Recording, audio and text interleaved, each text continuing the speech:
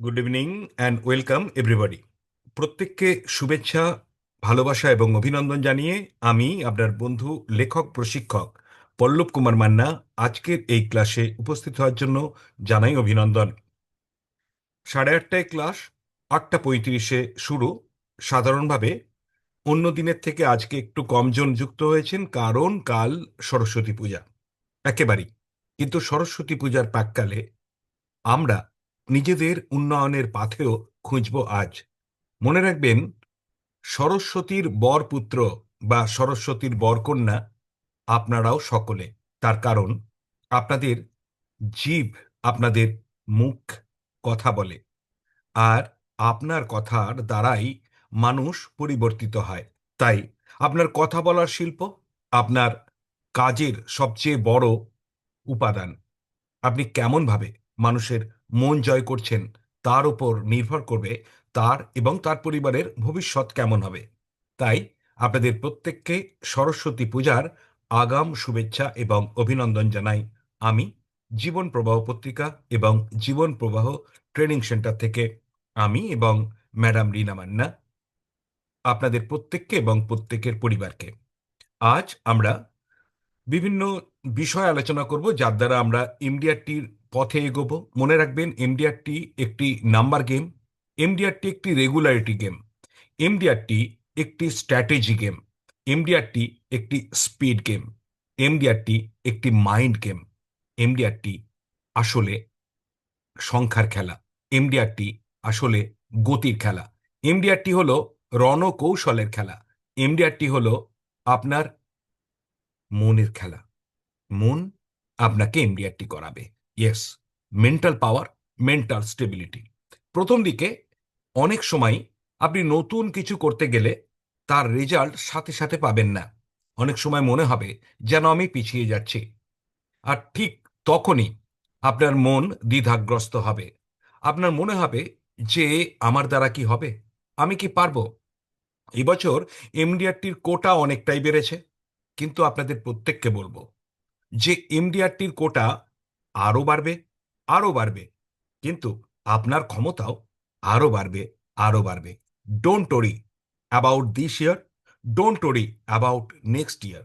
অনেক এজেন্ট বন্ধু এরকমও বলেন যে স্যার, এবছর ধরুন এমডিআরটি করলাম, কিন্তু পরের পরের বছর তো আরও আরও অনেক কোটা বৃদ্ধি হচ্ছে, আমি কি পারবো। কোটা বৃদ্ধি হচ্ছে, শর্ত বাড়ছে। কার জন্য? আপনার সুবিধার্থে। আজকে যদি ধরুন বছরের পর বছর একই কোটা থাকে বা শর্ত থাকে, আপনি এমডিআরটি হবেন বটে, কিন্তু আপনার উন্নয়ন হবে কি? একবার ভাবুন তো, সিএম ক্লাব মেম্বারের যে ক্রাইটেরিয়া, সেটা অল্প অল্প করে বেড়েছে। তার ফলে কি হয়েছে?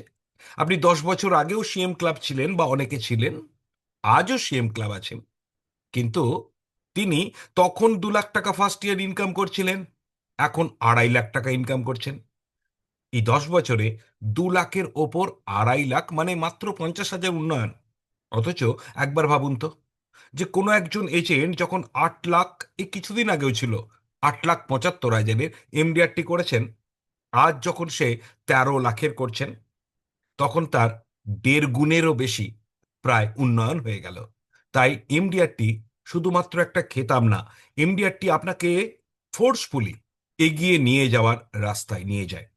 আমি মিস্টার আশিস কুমার নায়েক এবং প্রকৃতিশ বাবু, এই দুজনকেই জানাই গুড ইভিনিং, এবং each and everyone also I bid good evening to everyone and greet everyone for joining today's program. Today I am going to tell you about a certain thing, that is prospecting thing, and I will cover so many topics today because our aim for the next 9 or 8 days in this month is huge. এই মাসের শেষ 8টা দিনে আমরা অনেক অনেক কাজ করব। শুধু কি এই মাস? in the next month and the months to come, there are so many days, but days are counted. Days actually finishes one after one. একদিনের পর একটা দিন শেষ হয়ে যায়। But our target, if it is not completed daily, then it actually piles up, এটা আমাদের বাড়তে থাকে। এবং এই টার্গেটটা যখন বড় হয়ে যায়, তুলনায় দিনের সংখ্যা কমে যায়, তখন আমাদের ভয় লাগতে থাকে। ইয়েস, এবছর যাতে তা না হয়, তার জন্য আমরা প্রথম থেকে, yes, from the beginning of the year we have tried hour level best. এবং মজার ব্যাপার, যারা খুব কমও কাজ করেন, এবছর কিন্তু তারা যথেষ্ট ভালো কাজ করতে পারছেন। মজার ব্যাপার যে অনেকেই 2.5, 3, 4 লাখ টাকা ফার্স্ট ইয়ার প্রিমিয়াম সংগ্রহের রাস্তায় চলে গেছেন। তো চলুন আমি আপনাদের প্রসপেক্টিং এর ব্যাপারে একটু নিয়ে যাই। জাস্ট ওটা অনেকটা বড় হয়ে গেছিল, তাই দেখতে অসুবিধা হচ্ছিল। দেখুন, আমি প্রসপেক্টিং এর খালি টিপস দেবো আজকে। আমি একটু কয়েকটা বিভিন্ন টপিক দেখাবো। কেন দেখাবো না, আজকে আমরা সব দিক থেকে আপনাকে উন্নয়নের দিকে নিয়ে যাওয়ার চেষ্টা করছি। তো দেখুন, আমি এখানে ABCD এই চারটে জিনিস দেখাবো। আপনি একবার নিজের কাছে নিজেকে প্রশ্ন করুন যে আপনার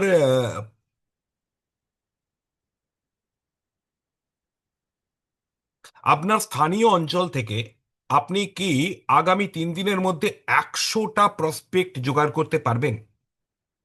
ইয়েস, 100। কেন? একবার একবার ড্রাইভ দিতে হয়। যদি আপনি ড্রাইভ না দেন, তাহলে প্রসপেক্ট কমে যায়। প্রসপেক্ট কমে গেলে কি হয় জানেন? আমি কিছুদিন আগে একটি ক্লাসে দেখিয়েছিলাম, তো চলুন আমি এখানে আরেকবার দেখাই আপনাদের প্রসপেক্ট কমে গেলে কি হাল হয়। একবার দেখাই। দেখুন, এরকম একটা গ্রাফিক্যাল প্রেজেন্টেশন আমি দেখিয়েছিলাম, তো আমি সেটা আরেকবার দেখাচ্ছি। কি হয় যখন আমাদের প্রসপেক্টের সংখ্যা ভালো থাকে, ধরুন এটা প্রসপেক্ট, তো তার মধ্যে একটা কিছু সংখ্যক পলিসি কিন্তু আমাদের বিক্রি হয়। এরপরে কি হয়, যখন আমাদের বিক্রি হয়, তারপরে আমাদের আমাদের বিক্রিটা কিন্তু আবার বাড়তে থাকে। আস্তে আস্তে আমরা বিক্রি বাড়াতে থাকি। কিন্তু মজার ব্যাপার হচ্ছে, বিক্রি বাড়াতে থাকলেও আমরা ধীরে ধীরে একটা জিনিস কমাতে থাকি, দ্যাট ইজ প্রসপেক্ট। অর্থাৎ এই যে প্রসপেক্ট, এই প্রসপেক্টের সংখ্যা কিন্তু এরপরে কমাতে থাকি। অর্থাৎ একদিকে আমরা দেখছি বিক্রয় বাড়ছে, কিন্তু প্রসপেক্টটা আস্তে আস্তে কমছে। আমাদের খাতায় নতুন নাম জোগাড় হয় না, কারণ আমরা বিক্রির দিকে ধ্যান দিয়ে দিই। অবশ্যই বিক্রির দিকে ধ্যান দেওয়া দরকার, কিন্তু বিক্রি করতে করতে যদি আপনি প্রসপেক্টিং না করেন, তাহলে বড় সমস্যা কি হবে? বড় সমস্যা এটাই যে একটা সময় কি হবে জানেন, যখন আপনার প্রসপেক্টের সংখ্যাটা অনেক কমে যাবে। তো ধরুন, আমি প্রসপেক্ট আগে ছিল এতগুলো, এখন প্রসপেক্ট কমে গেল, কেন? আপনি বিক্রি করছেন না। এরপরে কি হবে জানেন, এই যে সেলসটা বাড়ছিল, এই যে এইটা, সরি, এইটা বাড়ছিল, এরপরে কি হবে জানেন? এরপরে কিন্তু আবার সেলসটা কমতে থাকবে, অর্থাৎ সেলসটা আবার কমে যাবে। এটাই ফর্মুলা, অর্থাৎ এটাই নিয়ম, এটাই ঘটনা। যে আমরা যদি প্রসপেক্টিং এর, এটা প্রসপেক্টিং, প্রসপেক্টিংটাকে যদি না বাড়াই, বা অন্তত আমাদের সবসময় 100, 150, 200 করে প্রসপেক্ট আমাদের খাতায় না থাকে, রেডি প্রসপেক্ট, তাহলে আমাদের সেলসটা বেড়ে গিয়েও কমে যায়। সো 100 সোর্স প্রসপেক্টের আপনার দরকার। তাহলে নাম্বার ওয়ান কি দেখলাম, যে আমাদের হাতে 100 প্রসপেক্টের লিস্ট আছে কিনা। যদি না থাকে, আপনাকে 3 দিনের মধ্যে এটা তৈরি করে ফেলতে হবে। Yes. Number two, that is called referral mastery. Referral mastery কি? আপনারা সবাই জানেন যে রেফারেন্স নেওয়া যায়। রেফারেন্স নেওয়া যায়, you can take reference. Reference কাকে বলে? আমাদের অনেকের ধারণা যে কোনো একজন কাস্টমারকে পলিসি বিক্রি করলাম, তারপরে বললাম, দাদা আপনারই মতো আপনার বন্ধু আত্মীয় কারো না করে এই ধরনের বাচ্চা টাচ্চা আছে, বা রিটায়ারমেন্টের জন্য কোনো স্কিম দরকার হতে পারে, তো আপনি যদি তাদের সঙ্গে একটু যোগাযোগ করে দেন ভালো হয়। এটা এক ধরনের রেফারেন্স, তবে রেফারেন্স নেওয়াটা এতটা সংক্ষেপে, এতটা ছোট্ট করে বললে হয় না। রেফারেন্সের একটা ক্রাইটেরিয়া আছে। তবুও আমি আপনাকে বললাম, ধরুন আপনি চাইলেন, কিন্তু চাইছেন কার থেকে? যাকে আপনি বিক্রি করেছেন তার থেকে চাইছেন। কিন্তু যাকে আপনি বিক্রি করেননি, তার থেকে কি চাওয়া যায়? শুনে রাখুন, রেফারেল একটা আলাদা ব্যবসা। কি বললাম? রেফারেল একটা আলাদা ব্যবসা। যার কাছে পলিসি করেছেন তার থেকে তো চাইবেন, যার কাছে করেননি তার থেকেও চাইবেন। খালি একটাই শর্ত, যার থেকে চাইছেন সে যেন আপনাকে বিশ্বাস করে, মানে আপনার সঙ্গে তার ঘনিষ্ঠতা থাকে। হতে পারে সে এখন পলিসি করেনি, হতে পারে সে পরে করবে, এমনকি নিজে পলিসিটাকে ঝুলিয়ে রেখেছে, তবুও আপনি তার থেকেও চাইতে পারেন। এটা অনেকে কিন্তু জানেন না, আমি আপনাদের জানিয়ে দিচ্ছি। কারণ বিদেশের ইন্স্যুরেন্স এজেন্টরা রেফারেন্স শুধুমাত্র তাদের থেকে চায় না যাদের কাছে পলিসি করে, তাদের থেকেও চায় যাদের কাছে এখনো পলিসি করেননি। এমনকি বন্ধু আত্মীয়, যাদের সাথে হয়তো পলিসি করাবোই না, এমন অনেক ব্যক্তি থাকতে পারে সকলের থেকে রেফারেন্স চাই। রেফারেন্স চাওয়াটা লজ্জার না। রেফারেন্স মানে এই নয় যে আমার ব্যবসা হচ্ছে না, তুমি আমাকে দুটো কাস্টমার দাও। আদৌ তা না।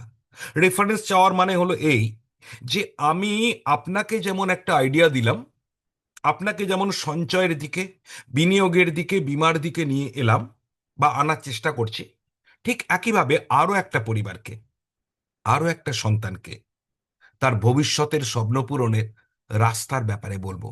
বলা আমার কাজ, নেয়া বা না নেয়া তাদের কাজ। তাই রেফারেন্স নেওয়া কিন্তু ভিক্ষাবৃত্তি না। রেফারেন্স চাওয়া কিন্তু এমন নয় যে আপনার দুর্বলতার প্রতীক। রেফারেন্স চাওয়া হলো এটাই যে আমি আরো মানুষকে প্রচার করতে চাই। কিসের প্রচার? সঞ্চয়ের প্রচার। কিসের প্রচার? বিনিয়োগ করার ইচ্ছার প্রচার। আচ্ছা, প্রচার মানেই কি খারাপ? না। আজকে বলুন তো, যখন ধর্মের প্রচার হয়, খারাপ হয় না? কোনো নতুন ধারণার প্রচার হয়, খারাপ তো হয় না?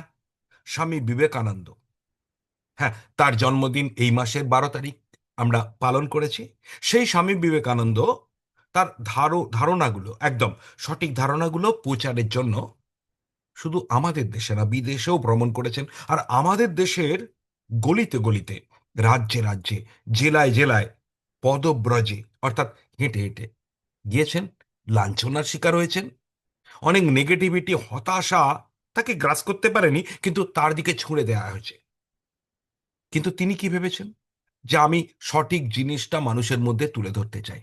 ইয়েস, আপনিও সঠিক জিনিসটা মানুষের মধ্যে তুলে ধরতে চান। যদি বলেন কোনটা সঠিক, এলআইসি পলিসি কেনাটা সঠিক, এলআইসি পলিসি কেনাটা সঠিক কি বেঠিক পরের প্রশ্ন। কিন্তু এটা তো সঠিক যে একটা মানুষকে সঞ্চয়মুখী করাটা সঠিক, একটা মানুষকে খরচের হাত থেকে বাঁচানোটা সঠিক, একটা মানুষ যে ভবিষ্যৎ নিয়ে ভাবে না বা অবহেলা করে তাকে ভবিষ্যৎ নিয়ে ভাবনা উপহার দেওয়া সঠিক। একটা মানুষ যার কিছু ভুল ধারণা আছে, যেমন একটা দুটো পলিসি কেনার পর তার মনে হয়েছে আর আমার জীবনে ইন্স্যুরেন্স দরকার নেই, তাকে দেখানো দরকার যে আপনার জীবনে 20 লাখ, 30 লাখ, 50 লাখ, 1 কোটির বীমা দরকার। এই প্রচারটা সঠিক। আপনার এটাও সঠিক যে বীমা আর এসআইপির মধ্যে পার্থক্য দেখানো দরকার। কারণ এসআইপি খারাপ কি ভালো আমি সেই প্রশ্নে আসবো না, কিন্তু অনেক সময় এই এসআইপির জায়গা থেকে, ইয়েস, এসআইপির জায়গা থেকে মানুষ প্রতারিত হচ্ছে। অনেকে এসআইপির দ্বারা ছেলে মেয়ের ভবিষ্যৎ রচনা, নিজের রিটায়ারমেন্টের ফান্ড তৈরির স্বপ্ন দেখছে। কিন্তু রিয়েল লাইফে সত্যিই কি সেই স্বপ্ন পূরণ হবে? কতজনের হবে? আপনার কাজ মানুষের কাছে নতুন এবং সঠিক বার্তা পৌঁছে দেয়। তাই রেফারেলস মাস্টারি, আপনি যদি মন থেকে চান যে হ্যাঁ আমি এটা প্রচার করতে চাই, তাহলে অবশ্যই আপনি রেফারেন্স পাবেন। আর যদি মন থেকে এটা মনে করেন যে রেফারেন্স চাওয়া মানে আসলে আমার পলিসি হচ্ছে না বলে কিছু লোক দেখে দাও বলছি, দেখুন ভাবনাটার মধ্যে সবকিছু আছে। তো যারা এই জায়গাটা কেয়ারফুলি শুনছেন এবং কেয়ারফুলি বুঝছেন, তারা আরেকবার শুনুন, তারপর আমি একটা প্রশ্ন করব। দু ধরনের মানুষ, দু ধরনের এজেন্ট থাকেন, বা এজেন্টের মধ্যে দুটো চিন্তা থাকে। একজন এজেন্ট ভাবেন যে আমি যখন রেফারেন্স চাইছি কারো থেকে, আসলে আমার পলিসি হচ্ছে না বলে আমি দুটো কাস্টমার খুঁজছি, ওকে বলছি দুটো কাস্টমার দেখে দাও। আর এক ধরনের এজেন্ট আছে যে এই কারণে রেফারেন্স চাইছে, পলিসি তো আমার চাই, অবশ্যই পলিসির জন্য আমি খুঁজছি, কিন্তু আসল আরেকটা জিনিস, যে আমি যে ভালো আইডিয়াগুলো দেব তার জন্য লোক খুঁজছি। আমি মানুষকে আইডিয়া দিতে চাই, তার জন্য লোক খুঁজছি। পলিসি হবে কিনা আমি জানি না। পলিসি আমার মুখ্য উদ্দেশ্য না, ওটা আমার দ্বিতীয় উদ্দেশ্য। প্রথম উদ্দেশ্য হচ্ছে মানুষের কাছে পৌঁছানো। আর মানুষের কাছে পৌঁছে আমি ভালো জিনিসই দেব, আমি ভালো জিনিস দেখাবো, ভালো জিনিস বোঝাবো। তো আমি পাবো কোথায় লোক? যদি আমার চেনা লোকগুলো তাদের চেনা লোকগুলোকে আমার কাছে উপস্থিত না করে, তাহলে আমি পাবো কোথায়? তাই কি না? যারা এই দ্বিতীয় ভাবনার দ্বারা উদ্ভাসিত হচ্ছেন, তারা দুই লিখুন। দুই মানে কি? দ্বিতীয় ভাবনা। আর প্রথম ভাবনা, রেফারেন্স চাওয়া মানে, রেফারেন্স চাওয়া মানে আমি পলিসির লোক খুঁজছি। পলিসির লোক খোঁজা যায় না, পলিসির লোক তো চারিদিকে আছে। আপনি আপনার বাড়ি থেকে বেরোলে না, যদি 100টা লোক দেখেন তার মধ্যে, মানে উপার্জনশীল মানুষকে দেখেন না, তাহলে জানবেন এর মধ্যে 80 জন 90 জন পলিসি করতে পারে। পলিসির লোক চারিদিকে আছে। আপনি খুঁজছেন সেই ব্যক্তিকে যাকে আপনি কিছু বলতে চান। কে দেবে? যারা আপনাকে চেনে। কে চেনাবে? যারা আপনাকে জানে। কে আপনার হয়ে অপর মানুষকে আপনার আপনার ওপর বিশ্বাস তৈরি করাবে, যে আপনাকে বিশ্বাস করে। তাই রেফারেন্স কার থেকে চাইবেন? যে আপনাকে চেনে, যে আপনাকে জানে, যে আপনাকে বিশ্বাস করে। সে আপনার পলিসি হোল্ডার হোক বা নন পলিসি হোল্ডার। তো আপনারা প্রত্যেকে লিখলেন 2। তপন বাবু শুনতে পাচ্ছেন না, একটু অসুবিধা হচ্ছে, কথাটা কাটা কাটা হচ্ছে, হতেই পারে হয়তো নেটের প্রবলেম। আমি নেটওয়ার্ক আমার অনেকগুলো আছে, আমি চেঞ্জ করছি। যদি তারপরে ভালো না হয় তখন লিখবেন। ওকে। আমাদের বড় বড় চাবিকাঠি কিন্তু প্রসপেক্টিং। সারা বছর ধরে এটা করে যেতে হবে। You have to do. আপনাকে সারা বছর ধরে করে যেতে হবে। প্রসপেক্টিং এর 4টে জিনিস আমি দেখাচ্ছি। একটা হচ্ছে আপনার লোকাল সোর্স থেকে 100 জনের তালিকা আপনার কাছে আছে কিনা। অর্থাৎ আপনার কাছে 100 জনের তালিকা যদি থাকে, তাহলে আস্তে আস্তে বাড়ান। আর যদি না থাকে, তাহলে 100 জনের তালিকা 3 দিনের মধ্যে কমপ্লিট করুন। রেফারেল মাস্টারি। প্রত্যেকটা ক্লায়েন্টের থেকে 5টা করে রেফারেন্স নেওয়ার কথা বলছি। ইয়েস, ট্রাই করুন। 5টা করে, হ্যাঁ। এবার রেফারেন্স নিতে গেলে যদি সেই ব্যক্তিকে, অর্থাৎ যার থেকে রেফারেন্স নেবেন, তাকে কিছু গিফট দিতে হয়, তাকে কিছু মানে কি বলে বেনিফিট দিতে হয়, দেবেন। কারণ তখন যখন রেফারেন্স নিচ্ছেন, তার একটা মার্কেটিং দিক আছে না? তো মার্কেটিং এ তো আমাদের খরচ করতে হয়। ইয়েস।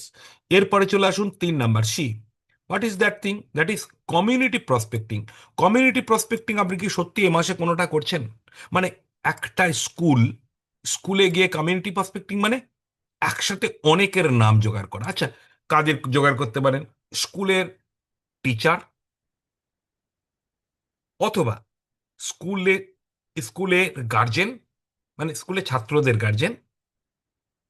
ইয়েস। অর্থাৎ স্কুল থেকে আপনি টিচার এবং গার্জেনদের নাম জোগাড় করতে পারেন।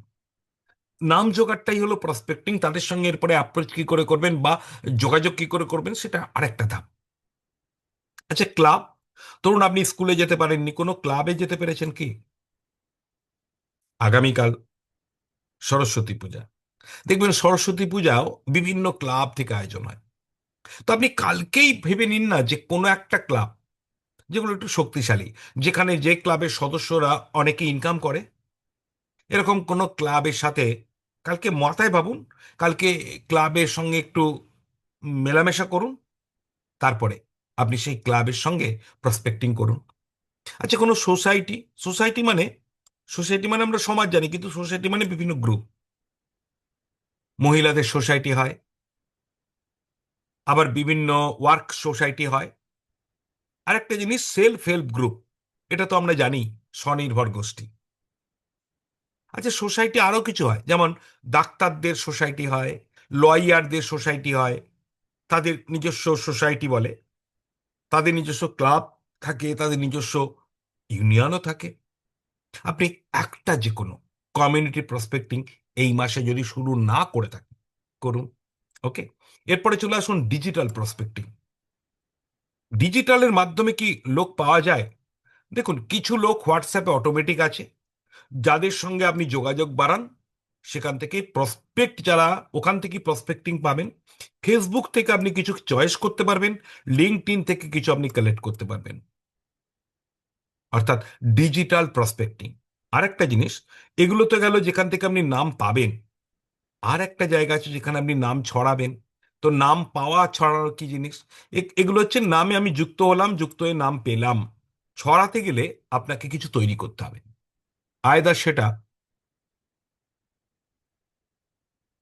ভিডিও, যেটা আপনি ফেসবুকে দিতে পারেন, কিংবা যেটা অডিও, যেটাও আপনি বিভিন্ন জায়গায় দিতে পারেন, হোয়াটসঅ্যাপে দিতে পারেন, কিংবা কোনো লেখা লিঙ্কডইনে দিতে পারেন, বিভিন্ন জায়গায় দিতে পারেন।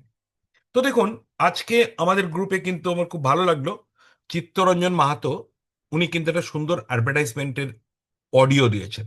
আপনারা অনেকে শুনেছেন। অর্থাৎ উনি চেষ্টা করছেন এবং উনি ডিজিটাল থেকে ভালো কাজও করছেন। So digital prospecting is also a prospecting. আমরা এটা পর্যন্ত বুঝে নিয়েছি। তো চলুন আপনাদেরকে আমি একটা ছোট্ট নিউজ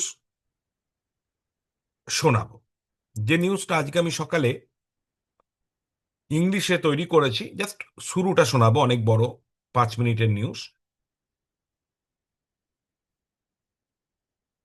এবং এই নিউজটা আমি শোনানোর পর অ্যাকচুয়ালি আপনাদেরকে একটা জিনিস ব্যাখ্যা করে দেবো। আপনারা এমডিআরটি কোর্স করছেন মানে আপনারা অ্যাডভান্স লেভেল কোর্স করছেন।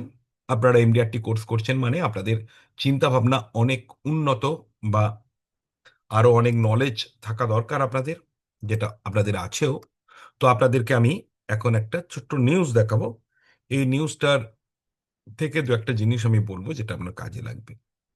যদিও এই নিউজটা শুনে বা দেখে আপনার কোনো ভয় পাওয়ার দরকার নেই, বাট একটা ভালো দিকও আছে। তো চলুন আমি জাস্ট দেখাচ্ছি। এই নিউজটা আমি তৈরি করেছি, কিন্তু অ্যাকচুয়ালি এই নিউজটা ইকোনমিক টাইমস থেকে পুরোপুরি যেমন ছিল তেমনই আমি নিয়েছি। ওকে, নিয়ে শুধু আমি এটাকে একটা ভিডিও রূপ দিয়েছি।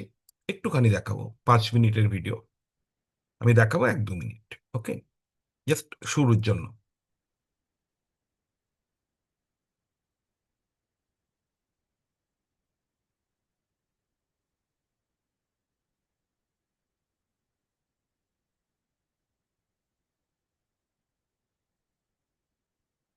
নিউজ টাইম, ইন্স্যুরেন্স নিউজ, জীবন প্রবাহ।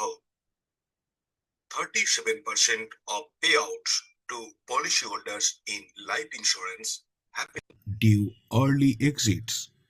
Here's what RBI data reveals. Life insurance payouts are increasing significantly in India. However, this rise is not due to policies maturing as expected.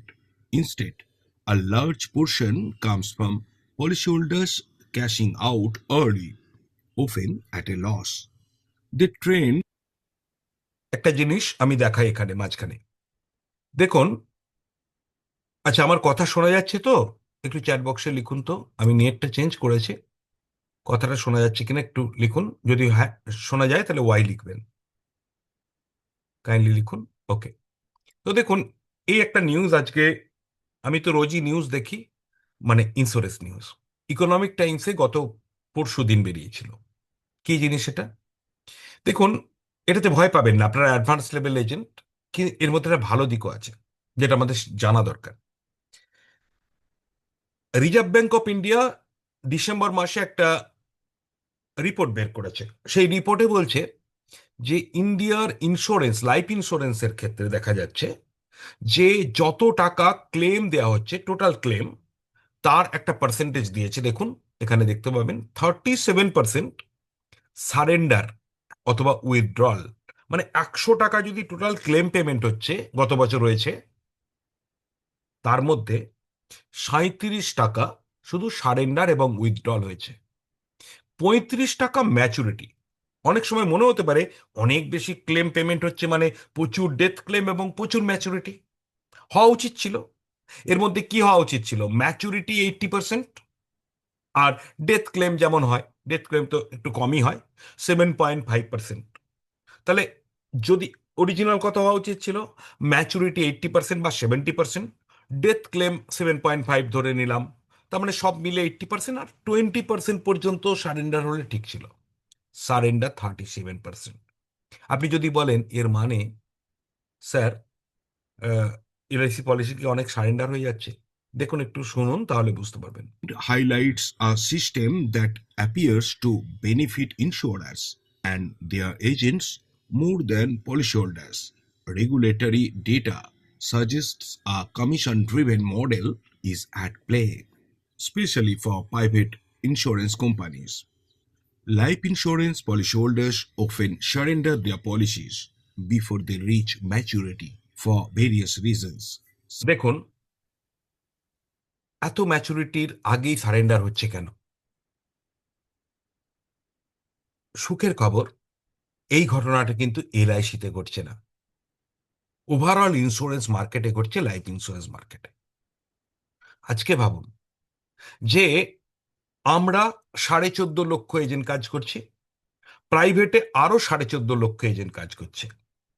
আমরা যদি একটা পলিসি বিক্রি করছি, ওরাও তো প্রায় একটার কাছাকাছি পলিসি বিক্রি করছে। পলিসি যদি একটা না হয়, হয়তো আমরা 3টে বিক্রি করলে ওরা হয়তো 2টো বিক্রি করছে। কিন্তু আমরা যদি 1 লাখ টাকা নিয়ে আসছি, ওরা আমাদের থেকেও বেশি টাকা নিয়ে আসছে মার্কেট থেকে। মজার ব্যাপার এটা। আমি ওরা মানে আরো যে 25খানা কোম্পানি আছে। আচ্ছা, তাদের ক্ষেত্রে কি হচ্ছে? 2022-23-এর পর আইআরডি একটা নিয়ম করেছিল, আপনারা জানেন, যে যে কোনো কোম্পানি একবার তো কমিশন কমিয়ে দেওয়ার কথা হলো, তারপরে আরেকবার নিয়ম হলো যে যে কোনো কোম্পানি কমিশন কত দেবে আইআরডি দেখতে যাবে না। এটা সেই কোম্পানি ঠিক করবে, কিন্তু ওভারঅল ম্যানেজমেন্ট এক্সপেন্সেস, যেটাকে ইওএম বলা হয়, অর্থাৎ এক্সপেন্সেস অন ম্যানেজমেন্ট, তার একটা লিমিট করা থাকবে। এবং সেই লিমিটের মধ্যে তুমি যা ইচ্ছা খরচ করো। তুমি এজেন্টকে বেশি দেবে না, অ্যাডভার্টাইজমেন্টে বেশি খরচ করবে, অ্যাডমিনিস্ট্রেশনে বেশি খরচ, কোথায় কি খরচ করবে আমার দেখার দরকার নেই। এর ফলে অনেক কোম্পানি তাদের এজেন্টকে প্রচুর প্রচুর বেশি কমিশন দিচ্ছে। এবার কমিশন যদি বেড়ে যায়, মানুষের লোভ বেড়ে যেতে পারে। এছাড়াও ব্যাংক এবং প্রাইভেট ইন্স্যুরেন্স কোম্পানি, ব্যাংক মানে ব্যাংকে যারা প্রাইভেট ইন্স্যুরেন্সের কোম্পানির ব্রোকার বিক্রি করছে, আর প্রাইভেট ইন্স্যুরেন্স কোম্পানির নিজস্ব ইন্ডিভিজুয়াল এজেন্টরা, তারা যেভাবে পলিসি সেল করছে, তার জন্য এত পরিমাণ সারেন্ডার হচ্ছে। যদি বলে এখানে ভালো সংবাদ কি, দুটো ভালো সংবাদ। একটা ভালো সংবাদ যে এলআইসির সারেন্ডার কিন্তু বাড়েনি। মজার ব্যাপার, এলআইসির সারেন্ডার বাড়েনি। কার পরিপ্রেক্ষিতে? না, 2020-21 সালের পরিপ্রেক্ষিতে 2025-26 সালকে দেখা হচ্ছে। এক্স্যাক্টলি। আর ঠিক এই জায়গাতেই এই বিরাট পরিবর্তন হয়েছে, কিন্তু এই পরিবর্তনের মেজর কারণ private insurance company, not LIC. এলআইসিতে এই 2020-21-এও যে পরিমাণ সারেন্ডার ছিল 2021-22-এ, এখনো একই পার্সেন্টেজ আছে। So don't worry. এটা একটা ভালো দিক। আর একটা ভালো দিক কি, আপনি আপনার দায়িত্বটা বুঝে যাচ্ছেন, যে আপনারই পাশের বাড়ির মানুষকে, আপনারই লোকাল মানুষকে প্রাইভেট কোম্পানিগুলো কি পরিমাণে ঠকাচ্ছে। ঠকানো বলে তো একে। যদি 37% মানুষ সারেন্ডার করে নেয়, ভাবুন তো, তাহলে ঠকানো নয়। সারেন্ডার করে নেওয়া মানে তো তার অর্ধেকের বেশি টাকা চলেই গেল। আচ্ছা, তারা কিভাবে ঠকাচ্ছে সেটা দেখুন। Policy sold with with over promised returns. Exactly. পলিসিগুলো বিক্রি করছে রিটার্ন প্রচুর দেবে বলে, প্রচুর, কিন্তু আসলে কি প্রচুর দিচ্ছে? পরে ওরা বুঝে যাচ্ছে, না, এরা প্রচুর দেবে না। High premiums that become unaffordable. হ্যাঁ, আমি বড় পলিসি অবশ্যই বিক্রি করতে বলি, কিন্তু আমি যে বড় পলিসি বিক্রি করতে বলি, তার একটা সিস্টেম আছে। কিরকম? আমি এটাই বলি যে যে ব্যক্তির যা ইনকাম, ধরুন কোনো ব্যক্তির মাসে 1 লাখ ইনকাম, তাকে আপনি মান্থলি 1 মাসের ইনকামের প্রিমিয়াম দিন, বড় জোর 1.5 মাসের দিন। যে ব্যক্তির মাসে 3 লাখ ইনকাম, তাকে আপনি একটা 3 লাখের প্রিমিয়াম দিতে পারেন। কিন্তু এনারা কি করেন? যে ব্যক্তির মাসে 50,000 ইনকাম, তাকেও 1.5 লাখের প্রিমিয়াম দিয়ে দিচ্ছে। অর্থাৎ হাই প্রিমিয়াম দ্যাট বিকাম আনএফোর্ডেবল। পারছে না চালাতে। এলআইসির ক্ষেত্রে এটা হয় না। যদি হতো তাহলে সারেন্ডার হতো। Misselling by agents and banks. কাদের এজেন্ট? হ্যাঁ, বদনাম আমাদেরও হচ্ছে। কিন্তু এই খবরেই অ্যাকচুয়াল বলে দিয়েছে যে এটা প্রাইভেট ইন্স্যুরেন্স কোম্পানির ক্ষেত্রেই বেশি হচ্ছে, গভর্নমেন্টের ক্ষেত্রে তেমন কিছু হচ্ছে না। এবং একটা রিপোর্ট, এই রিপোর্টটা আমি এখানে দেখিয়ে দিচ্ছি। এই খবরটা বেশি এগোবো না, আমি জাস্ট দেখিয়ে দিচ্ছি। দেখুন এই রিপোর্টটা দেখুন।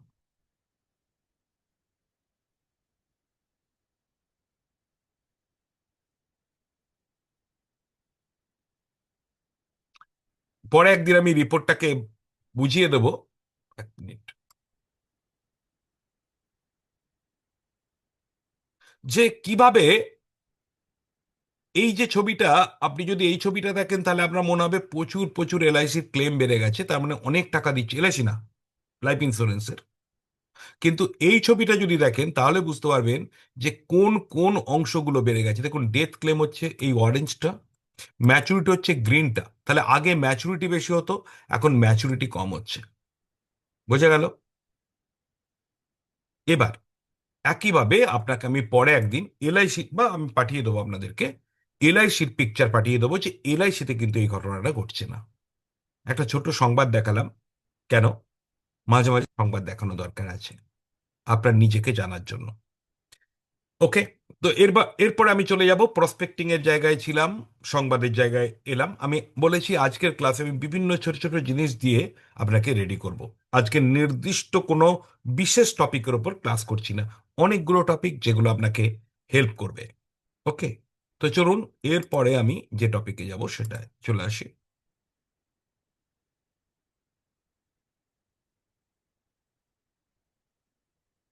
এবার আমি একটা মানুষকে কনভার্ট করবেন কি করে, কনভার্ট করবেন কি করে মানে আমাদের মানুষজন কি করে না জানেন?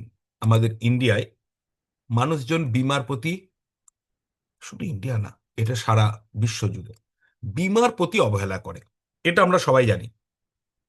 কি বললাম? বিমার প্রতি অবহেলা করে, তাই কি না? তো আপনি কি করে কনভার্ট করবেন সেটা দেখাচ্ছি। অর্থাৎ এই কনভার্সন আইডিওলজিটা যদি আপনি জানতে পারেন, তাহলে আপনার কোথায় কোথায় লাভ হবে দেখুন। প্রথম লাভ হবে অ্যাপ্রোচে, দ্বিতীয় লাভ হবে, জাস্ট আমি এটা খুলি, দ্বিতীয় লাভ হবে আপনার প্রেজেন্টেশনের সময়, আর তৃতীয় লাভ হবে ক্লোজিং এর সময়। তো আমি এটা দেখিয়ে তারপরে কথা বলছি। আচ্ছা, আমরা প্রায় সবাই জানি, দরকার আমি একবার ড্র করি। আচ্ছা, আপনারা কি দেখতে পাচ্ছেন এটা? এবার দেখতে পাবেন। তো চলুন আমি ড্র করছি, একটা ছবি আঁকছি। ছবি আঁকলে যে কোনো জিনিস বুঝতে সুবিধা হয়। Just one minute please.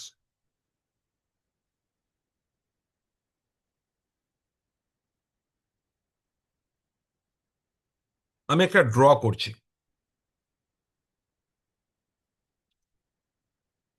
আমি কয়েকটা গোল গোল আঁকবো, বৃত্ত। আঁকার সুবিধার জন্য আমি গোল আঁকছি, অ্যাকচুয়ালি চৌকো আঁকলে ভালো হতো, মানে এটা আর কি, রেক্টাঙ্গেল। আপনি ভাবুন যে একটা আমি দাগ দিয়ে দিচ্ছি, হ্যাঁ? মানে আপনি ভাবুন যে এটা একটা পাইপ, এটা একটা পাইপ, এটাকে সেলস পাইপ লাইন বলে। আগে যেবার ছবি এঁকেছিলাম আপনাদের সেটা দেখিয়েছিলাম সেলস ফানেল। এখন যে ছবিটা আঁকছি এটাকে বলছে সেলস পাইপ লাইন। ওকে।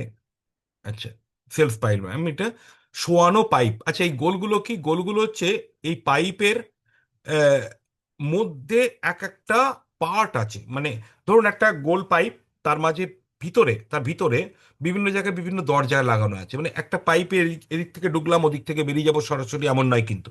মানে পাইপটার ভিতরে বিভিন্ন জায়গায় বিভিন্ন দরজা লাগানো আছে। আমি পাইপে ঢুকবো, একটা দরজা পাবো, আবার সেই দরজা খুলে ঢুকবো, আবার একটা দরজা পাবো, আবার দরজা খুলবো, আবার দরজা পাবো, এইভাবে।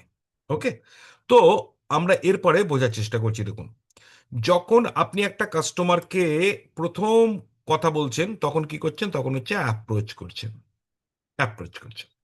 আচ্ছা, অ্যাপ্রোচ করার সময়ও অনেকে বলে না না আমার অনেক এলআইসি করা আছে, আমার অতটা দরকার নেই, এখন না, পরে ভাববো। ধরুন আপনি এই দরজাটাকে অতিক্রম করে গেলেন, এরপরে আপনি অ্যাপ্রোচটা করে ফেলেছেন, এবার আপনি দেখাবেন কিছু। আচ্ছা, এইবার হচ্ছে এখানে কিন্তু একটা বড় প্রশ্ন, আমরা এবার কি দেখাবো? আশা করি আপনারা দেখতে পাচ্ছেন আমার এটা বোর্ডটা। যদি দেখতে অসুবিধা হয় লিখবেন, আমি বোর্ডটাকে আরেকটু বড় করে দিচ্ছি। তাহলে প্রথম হচ্ছে আমি অ্যাপ্রোচ করলাম, আরেকবার বলছি, অ্যাপ্রোচ করলাম, আমি অন্য কালার নিই, সুবিধা হবে দেখাতে। প্রথমে আমি,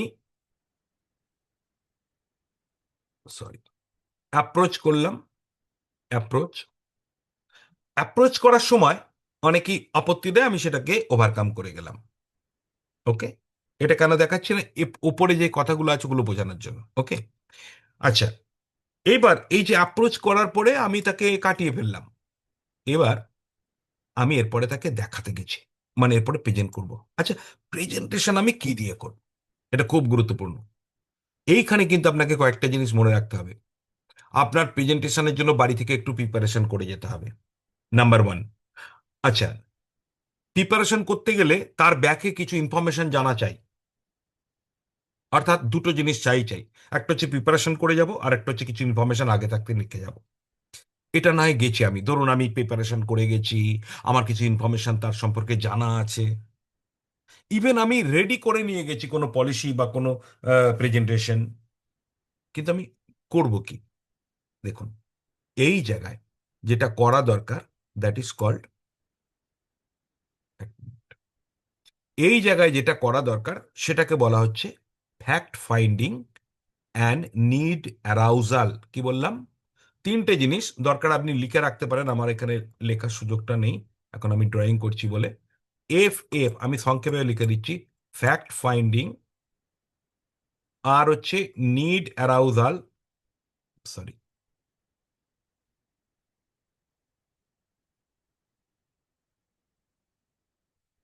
এন এ লিখে দিলাম। আর একটা কি? ফ্যাক্ট ফাইন্ডিং, নিড অ্যারাউজাল, আরেকটা হচ্ছে পেন পয়েন্ট, পিপি। এই তিনটে কাজ আপনার আছে। সব ক্ষেত্রে তিনটেই করতে হবে এরকম না, যে কোনো দুটো বা একটা করলেও চলবে।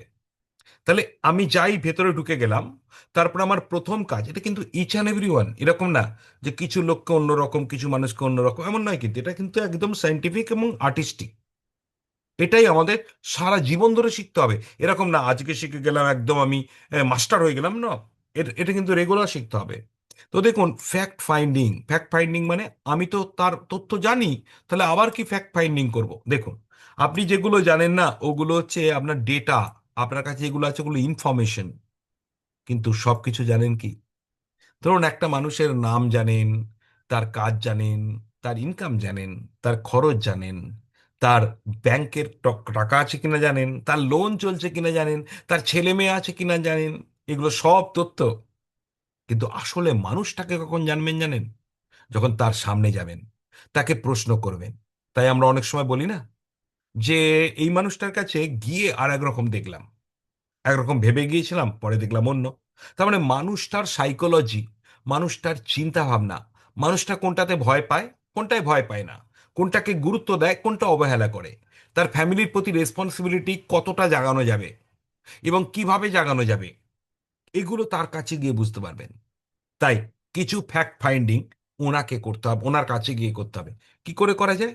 একটাই উপায়, প্রশ্ন করা। ইয়েস, প্রশ্ন করা।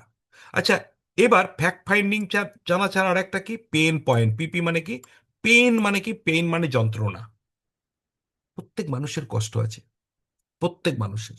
আচ্ছা, আমরা কিন্তু ভবিষ্যতের যন্ত্রণা প্রশমন করতে গেছি, ভবিষ্যতের, কিন্তু কাস্টমারের বর্তমানের যন্ত্রণাও আছে। আপনি তাকে দেখাতে গেছেন যে আপনার ছেলে মেয়ের জন্য ফান্ড তৈরি করব, বা করবেন আপনি, আর আপনার বৃদ্ধ বয়সের জন্য রেগুলার ইনকামের সোর্স তৈরি করবেন।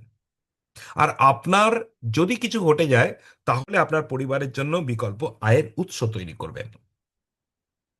এগুলো অবশ্যই ভয়ের ব্যাপার না থাকলে, কিন্তু এগুলো এখনো যন্ত্রণা উনি ফিল করেননি। আবার ভালো করে বুঝুন, যন্ত্রণা উনি ফিল করেননি। তাহলে যন্ত্রণা কিসের ফিল করছেন? ইএমআই এর যন্ত্রণা। যে পরিমাণ আয় করছেন তার থেকে খরচ বেশি হয়ে যাচ্ছে, তার যন্ত্রণা। যোগান না দিতে পারার যন্ত্রণা, বা অনেক বেশি কষ্ট করতে হচ্ছে সংসার চালাতে, তার যন্ত্রণা। আমি বেশিরভাগ ক্ষেত্রে মধ্যবিত্তের যন্ত্রণা বললাম। ধনী ব্যক্তির যন্ত্রণা কিন্তু অন্য জায়গায়, এটা আমি বলছি না এখন। তো মধ্যবিত্তের যন্ত্রণা অন্য জায়গায়, বুঝলেন? তো কাস্টমারকে আপনি এটা দিয়েও কথা বলতে পারেন যে স্যার, মধ্যবিত্ত মানুষের, এবার মধ্যবিত্ত বললে কোন কাস্টমারের খারাপ লাগবে সেটাও বুঝে নিতে হবে। অনেক মানুষ মধ্যবিত্ত হলেও তাকে মধ্যবিত্ত বললে অনেকের খারাপ লেগে যায়, এটা কিন্তু খেয়াল রাখবেন। তাই আপনি বলবেন যে বর্তমান যুগে ধনী হোক মধ্যবিত্ত, কথাটা পাল্টে দিলেন, ধনী মধ্যবিত্ত সকলেরই বর্তমানে প্রচুর যন্ত্রণা, টাকা পয়সা নিয়ে। যতই আয় করা হোক, কুলান হচ্ছে না। ছোটখাটো বিভিন্ন প্রজেক্টের জন্য লোন নেওয়া হয়েছে, লোনের ইএমআই একটা বড় যন্ত্রণা। লাইফস্টাইল হাই হয়ে যাচ্ছে, বড় যন্ত্রণা। আমরা বর্তমানের যন্ত্রণা নিয়ে এতই বেশি যন্ত্রণাতে কাতরাচ্ছি বা অসুবিধায় রয়েছি, ভবিষ্যতে কি যন্ত্রণা আসতে পারে সেটা আমরা ভাবতেই পারি না স্যার। কিন্তু স্যার, ভবিষ্যৎ নিয়ে ভাববে কে, আর ভাববেন কখন? ভবিষ্যৎ নিয়ে ভাববেনও আপনি, ভাববেন কখন? এটা হচ্ছে সবচেয়ে বড় প্রশ্ন। আপনি যখন যেটা আসবে তখন যদি ভাবেন, তখন সেই যন্ত্রণা প্রশমনের জন্য সময় পাবেন না। কেন? কারণ আজকের ভাবনাটা 2,000, 10,000, 5,000, 50,000, 20,000, 1 লাখ, 2 লাখ, 5 লাখের। আগামী দিনে যখন যন্ত্রণা আসবে বা বিপদ, সেগুলো কিন্তু কয়েক লক্ষ টাকার, এবং সেগুলো জীবনের খুব আর্জেন্ট। আজকের যুগের যন্ত্রণাগুলোকে আমরা মনে করলে 1 মাস পরেও মেটাতে পারি, তখনকার গুলো না, 1 মাস পরে আর হবে না। ছেলে মেয়ের পড়াশোনায় সুযোগ পেয়েছে, অথচ ফান্ড নেই। একজন মানুষ পৃথিবী ছেড়ে চলে গেছে, অথচ তার পরিবারে কোনো অর্থ নেই।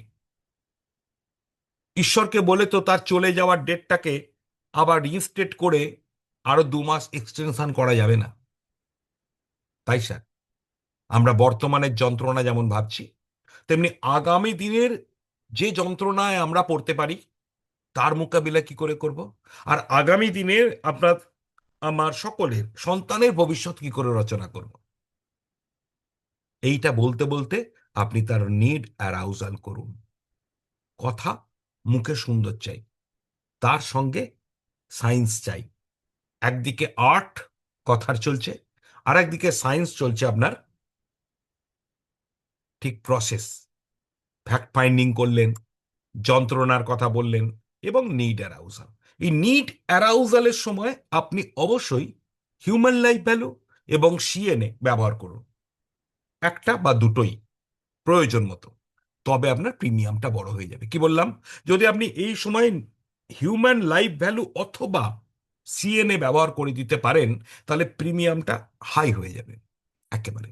তো চলুন, এটাকেও আমি পেরিয়ে গেলাম।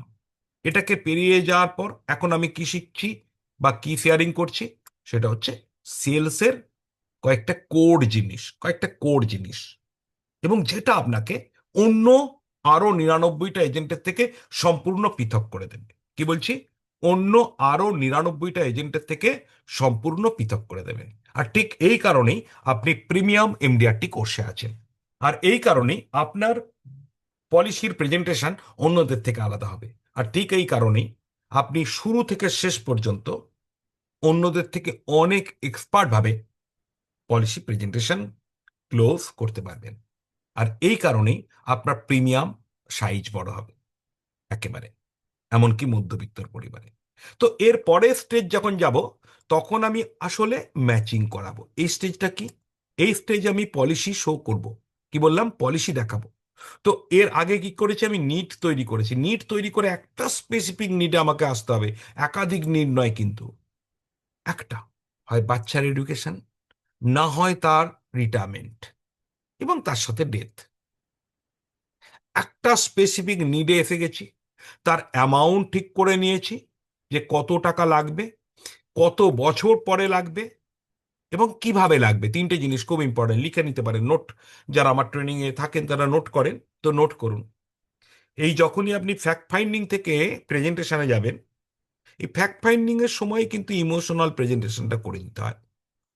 মানে লাইফের ব্যাপারে যত কথা আপনি, এই যে আমি বলি না, আগে জীবন, আগে লাইফ, তারপরে ইন্স্যুরেন্স, বলি তো, তাহলে লাইফের পার্টটা এখানে কমপ্লিট ভাবে বলুন। বলার পর এবার ইন্স্যুরেন্সে চলে আসছেন। আচ্ছা, তখন আপনাকে 3টে জিনিস বললাম। কি কি বললাম? একটা হলো কত টাকা লাগবে, এবং কার জন্য, অবশ্যই ব্যাকেটে লিখুন কার জন্য, টাকাটা কার জন্য, বাচ্চার জন্য, নিজের জন্য, ফ্যামিলির জন্য। তো কত টাকা লাগবে, কত বছর পরে লাগবে, এবং কিভাবে লাগবে। কিভাবে মানে, এককালীন লাগবে, না বছরে বছরে লাগবে, মৃত্যু হয়ে গেলে তখন লাগবে, নাকি মৃত্যু হওয়ার পরেও বাচ্চার এডুকেশনের সময় লাগবে। বুঝতে পারছেন? এককালীন যদি লাগে, তাহলে আমাদের কোন পলিসি? জীবন, এমন পলিসি যেগুলো আমাদের এককালীন ম্যাচুরিটি আছে, যেমন 714, 715, 736, এরকম আরো পলিসি রয়েছে। আপনার নবজীবনশ্রী ইত্যাদি। আর যদি বছরে বছরে লাগে, তাহলে আমাদের উৎসব উমং, বা জীবন তরুণ, বা অমৃত বাল। আবার যদি মানে কি প্রয়োজনে লাগছে তার উপর নির্ভর করছে। আবার যদি এমন হয় যে মৃত্যুর সময়ও লাগবে, আবার ছেলে মেয়ের এডুকেশনের সময়ও লাগবে, বা বিয়ের সময়, তাহলে জীবন লক্ষ্য। তো পলিসি তো আপনি ভেবে গেছেন কি দেব, কিন্তু যেমন ভাবে আমি বললাম, কাস্টমারকেও একটা পলিসি ওইভাবে বলতে হবে যে স্যার দেখুন, আপনার প্ল্যানিং অনুসারে, ফাইন্যান্সিয়াল প্ল্যানিং অনুসারে দেখা যাচ্ছে যে আপনার ঠিক 17 বছর পরে টাকা লাগছে, বা 16 বছর পরে লাগছে। আপনার টাকাটা এককালীন লাগছে, এবং আপনার টাকাটা এইভাবে লাগছে যে আপনার বর্তমান অবর্তমান দুক্ষেত্রেই যেন ওই সময় টাকা পাওয়া যায়। অর্থাৎ যে কোনো গ্রাহকে, তিনি থাকলেও পাবে, না থাকলেও পাবে। অর্থাৎ প্ল্যানটা হলো আপনার একেবারে প্রয়োজনের সঙ্গে এবং আপনার লক্ষ্য পূরণের সাথে 100% ম্যাচিং। আর ঠিক এই কারণে এই প্ল্যানটার নাম হচ্ছে জীবন লক্ষ্য, যদি জীবন লক্ষ্য বলেন। আর যদি উমং বা উৎসব বলেন, ঠিক অন্যভাবে বলুন। অর্থাৎ এই বলার পরেই আপনি পলিসিটা দেখান। এবং এইখানে অ্যাকচুয়ালি এই জায়গাতেই এইখানটাতেই, এই যখন আপনি নিড ফাইন্ডিং করছেন, এর আগে বা এই মাঝে আপনি কিন্তু একটা স্টোরি বলুন, একটা উদাহরণ দিন। স্যার, আপনাকে যে ব্যাপারটা নিয়ে আমি কথা বলছি, সেইটা আপনারই মতো অনেক মানুষ কিন্তু ইতিমধ্যে এই প্রবলেমটাকে ফিল করেছেন, এবং তারা এই প্রবলেমের সমাধানের জন্য এলআইসিরই স্কিম নিয়েছেন। এবং মজার ব্যাপার, এই প্রবলেমটাকে সলভ করার জন্য আপনার মতো যারা নিচ্ছেন, তারা কিন্তু ডেলি 200 থেকে 300 টাকা, যদি ছোট কাস্টমার হয়, একটু বড় কাস্টমার হলে বলুন 300 থেকে 500 টাকা, আরো বড় কাস্টমার হলে বলুন ডেলি 1000 থেকে 2000 টাকা পর্যন্ত তারা এই খাতে বিনিয়োগ করছেন। একেবারে যার যেমন প্রয়োজন, যার যেমন ক্যাপাসিটি, যার যেমন লাইফস্টাইল, যার যেমন ইনকাম, আপনার মতো মানুষরা কিন্তু এই টাকাটা করছেন। এটা কখন বলে দিলেন? এটা এই সময় বললেন বা এই সময় বললেন, যদি ভুলে যান এই সময়ও বলা যাবে। অর্থাৎ এই পলিসি দেখাবার ঠিক আগে, মানে পলিসির বৈশিষ্ট্যগুলো দেখাবার ঠিক আগে, এরপরে পলিসির বৈশিষ্ট্য দেখালেন। তাহলে এবার পলিসির বৈশিষ্ট্য এই জায়গাটা আমরা এমনি পেরিয়ে যাব। কিন্তু এই জায়গায় পেরোতে গিয়ে বেশ কিছু অবজেকশন আসতে পারে। এইখানে যে অবজেকশনগুলো আসে, অবজেকশন তো অনেক জায়গায় আসে, এইখানে যখন অবজেকশনগুলো আসে তখন হচ্ছে একদম প্রাইমারি অবজেকশন বা রিজেকশন টাইপ অবজেকশন, সরি, এই শুরুতে যখন এইখানে অবজেকশন আসবে, এগুলো হচ্ছে ডাউট। যেমন এলআইসি রিটার্ন কম, এলআইসির থেকে মিউচুয়াল ফান্ড ভালো, এলআইসির অনেক লং টার্ম, এগুলো ডাউট। আচ্ছা, এই অবজেকশন হ্যান্ডেলিং এর দরজা কি করে পেরোবেন, এটা নিয়ে প্রচুর আমার ক্লাস হবে। বাট অবজেকশন হ্যান্ডলিং পেরোনোর পর, এর পরও কিন্তু একটা দরজা আছে। আপনি ধরুন সব কিছু রাজি করিয়ে দিলেন, ওর ডাউট ক্লিয়ার হয়ে গেল, ও আপনাকে বলেও দিল হ্যাঁ হ্যাঁ, আমি নেব এটা। কিন্তু যখনই আপনি সিগনেচার করাতে যাচ্ছেন, যখনই আপনি টাকা চাইছেন, তখন বললো ঠিক আছে আমি নেব, তবে একটু ভাবতে হবে আমাকে, একটু সময় লাগবে। আপনি যখন বলছেন ঠিক আছে স্যার, আপনাকে আমি কি কালকা পরশু ফোন করে নেব, না না তোমাকে ফোন করতে হবে না, আপনাকে ফোন করতে হবে না, আমি আপনাকে কল করে নেব। অথবা কেউ বলল, সরাসরি বলল না গো আমার এখন অতগুলো টাকার ব্যবস্থা তো নেই, তাহলে ওয়েট করতে হবে, বা আমি ঠিক টাইমে করব। অর্থাৎ নো মানি প্রবলেম, একটা নো মানি, আর একটা হচ্ছে থিঙ্ক ল্যাটার প্রবলেম, অর্থাৎ পরে ভেবে জানাচ্ছে।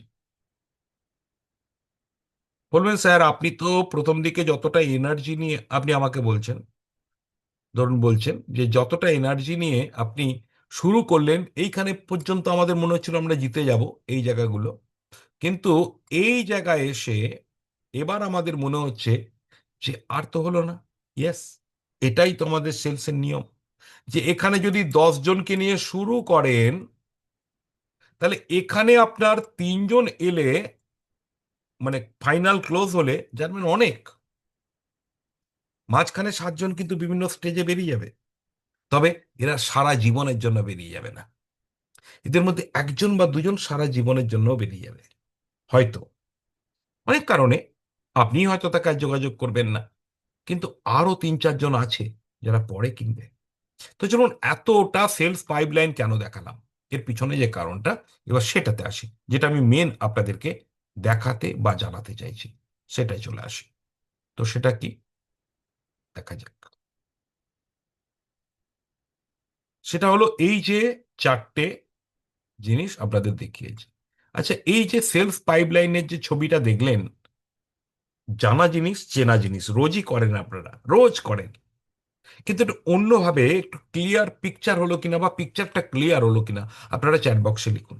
যে আপনারা যে কাজটা করেন সেই কাজটার প্রত্যেকটা পার্ট যদি আমরা ভেবে ভেবে সূক্ষ্ম সূক্ষ্মভাবে ভাগ করে নিই না, তাহলে এক্স্যাক্টলি আমাদের কোথায় ভুল হচ্ছে, কোথায় চেঞ্জ করা দরকার, কোন জায়গায় আমাদের কোন কাস্টমার আটকে যায়, বুঝতে সুবিধা হচ্ছে কিনা পিকচার ক্লিয়ার করলে। যদি ইয়েস লেখেন তাহলে আরেকটা কথা বলবো, আমি ছবি আঁকলে যদি আপনার ক্লিয়ার হয়, কাস্টমারের বাড়িতে আপনিও যদি ছবি আঁকেন, সেলস পাইপলাইনের না জীবনের ছবি, তাহলে তারও ক্লিয়ার হবে কিনা। ইয়েস। তো চলো, আমি যেটা এরপরে দেখাচ্ছি, এটা হাইলি মানে অত্যন্ত গুরুত্বপূর্ণ পয়েন্ট এগুলো।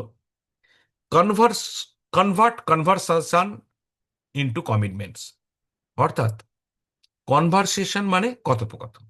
আমরা গিয়ে কি করি, কাস্টমারের সঙ্গে কথোপকথন করি, তো কথাবার্তা করি। এই কথাবার্তা বলতে বলতে আমরা প্রতিশ্রুতি কি করে করিয়ে নেব, বা কথাবার্তা বলতে বলতে একদম ফাইনাল কি করে করে নেব। এই যে মানুষ দ্বিধায় থাকে, ঝুলে থাকে, করবে কি করবে না, আজকে মনে হচ্ছে হ্যাঁ করবেই করবে, যা একটু ঠান্ডা হয়ে গেল, তারপরে আর করতে চায় না। তো এই কনভারসেশন থেকে কমিটমেন্টে যাব কি করে? যদি আপনি বলতে পারেন স্যার কমিট করার পরও তো অনেকে করে না, কমিটমেন্টটা দুরকম হয়।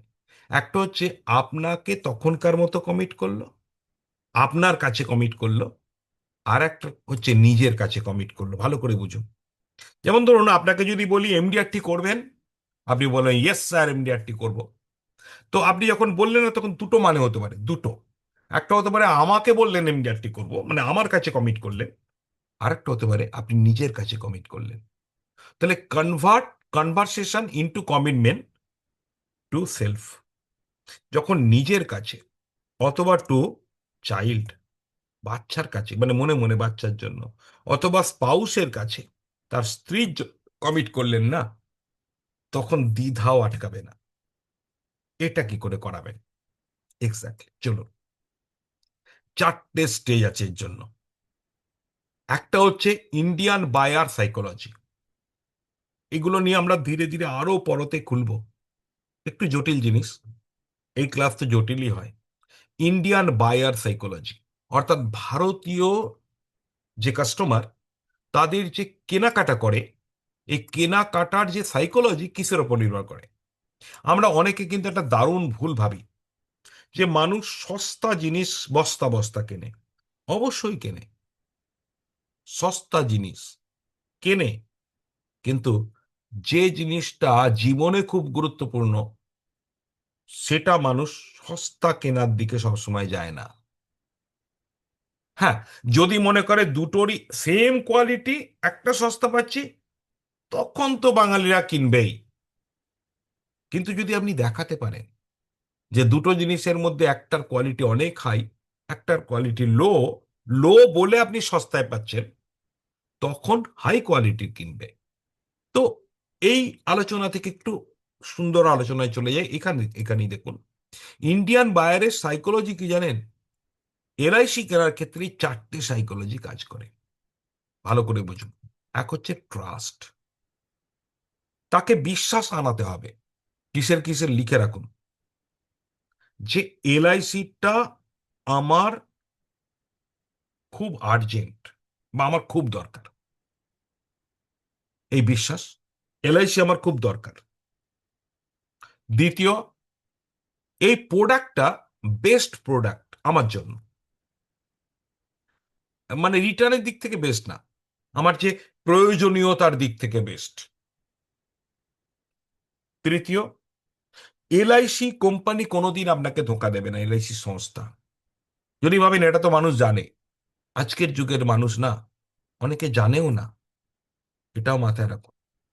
বা আজকে এত ইউটিউব ভিডিও, এত ফেসবুক, অনেক সময় মানুষকে ভুল বোঝানো হচ্ছে।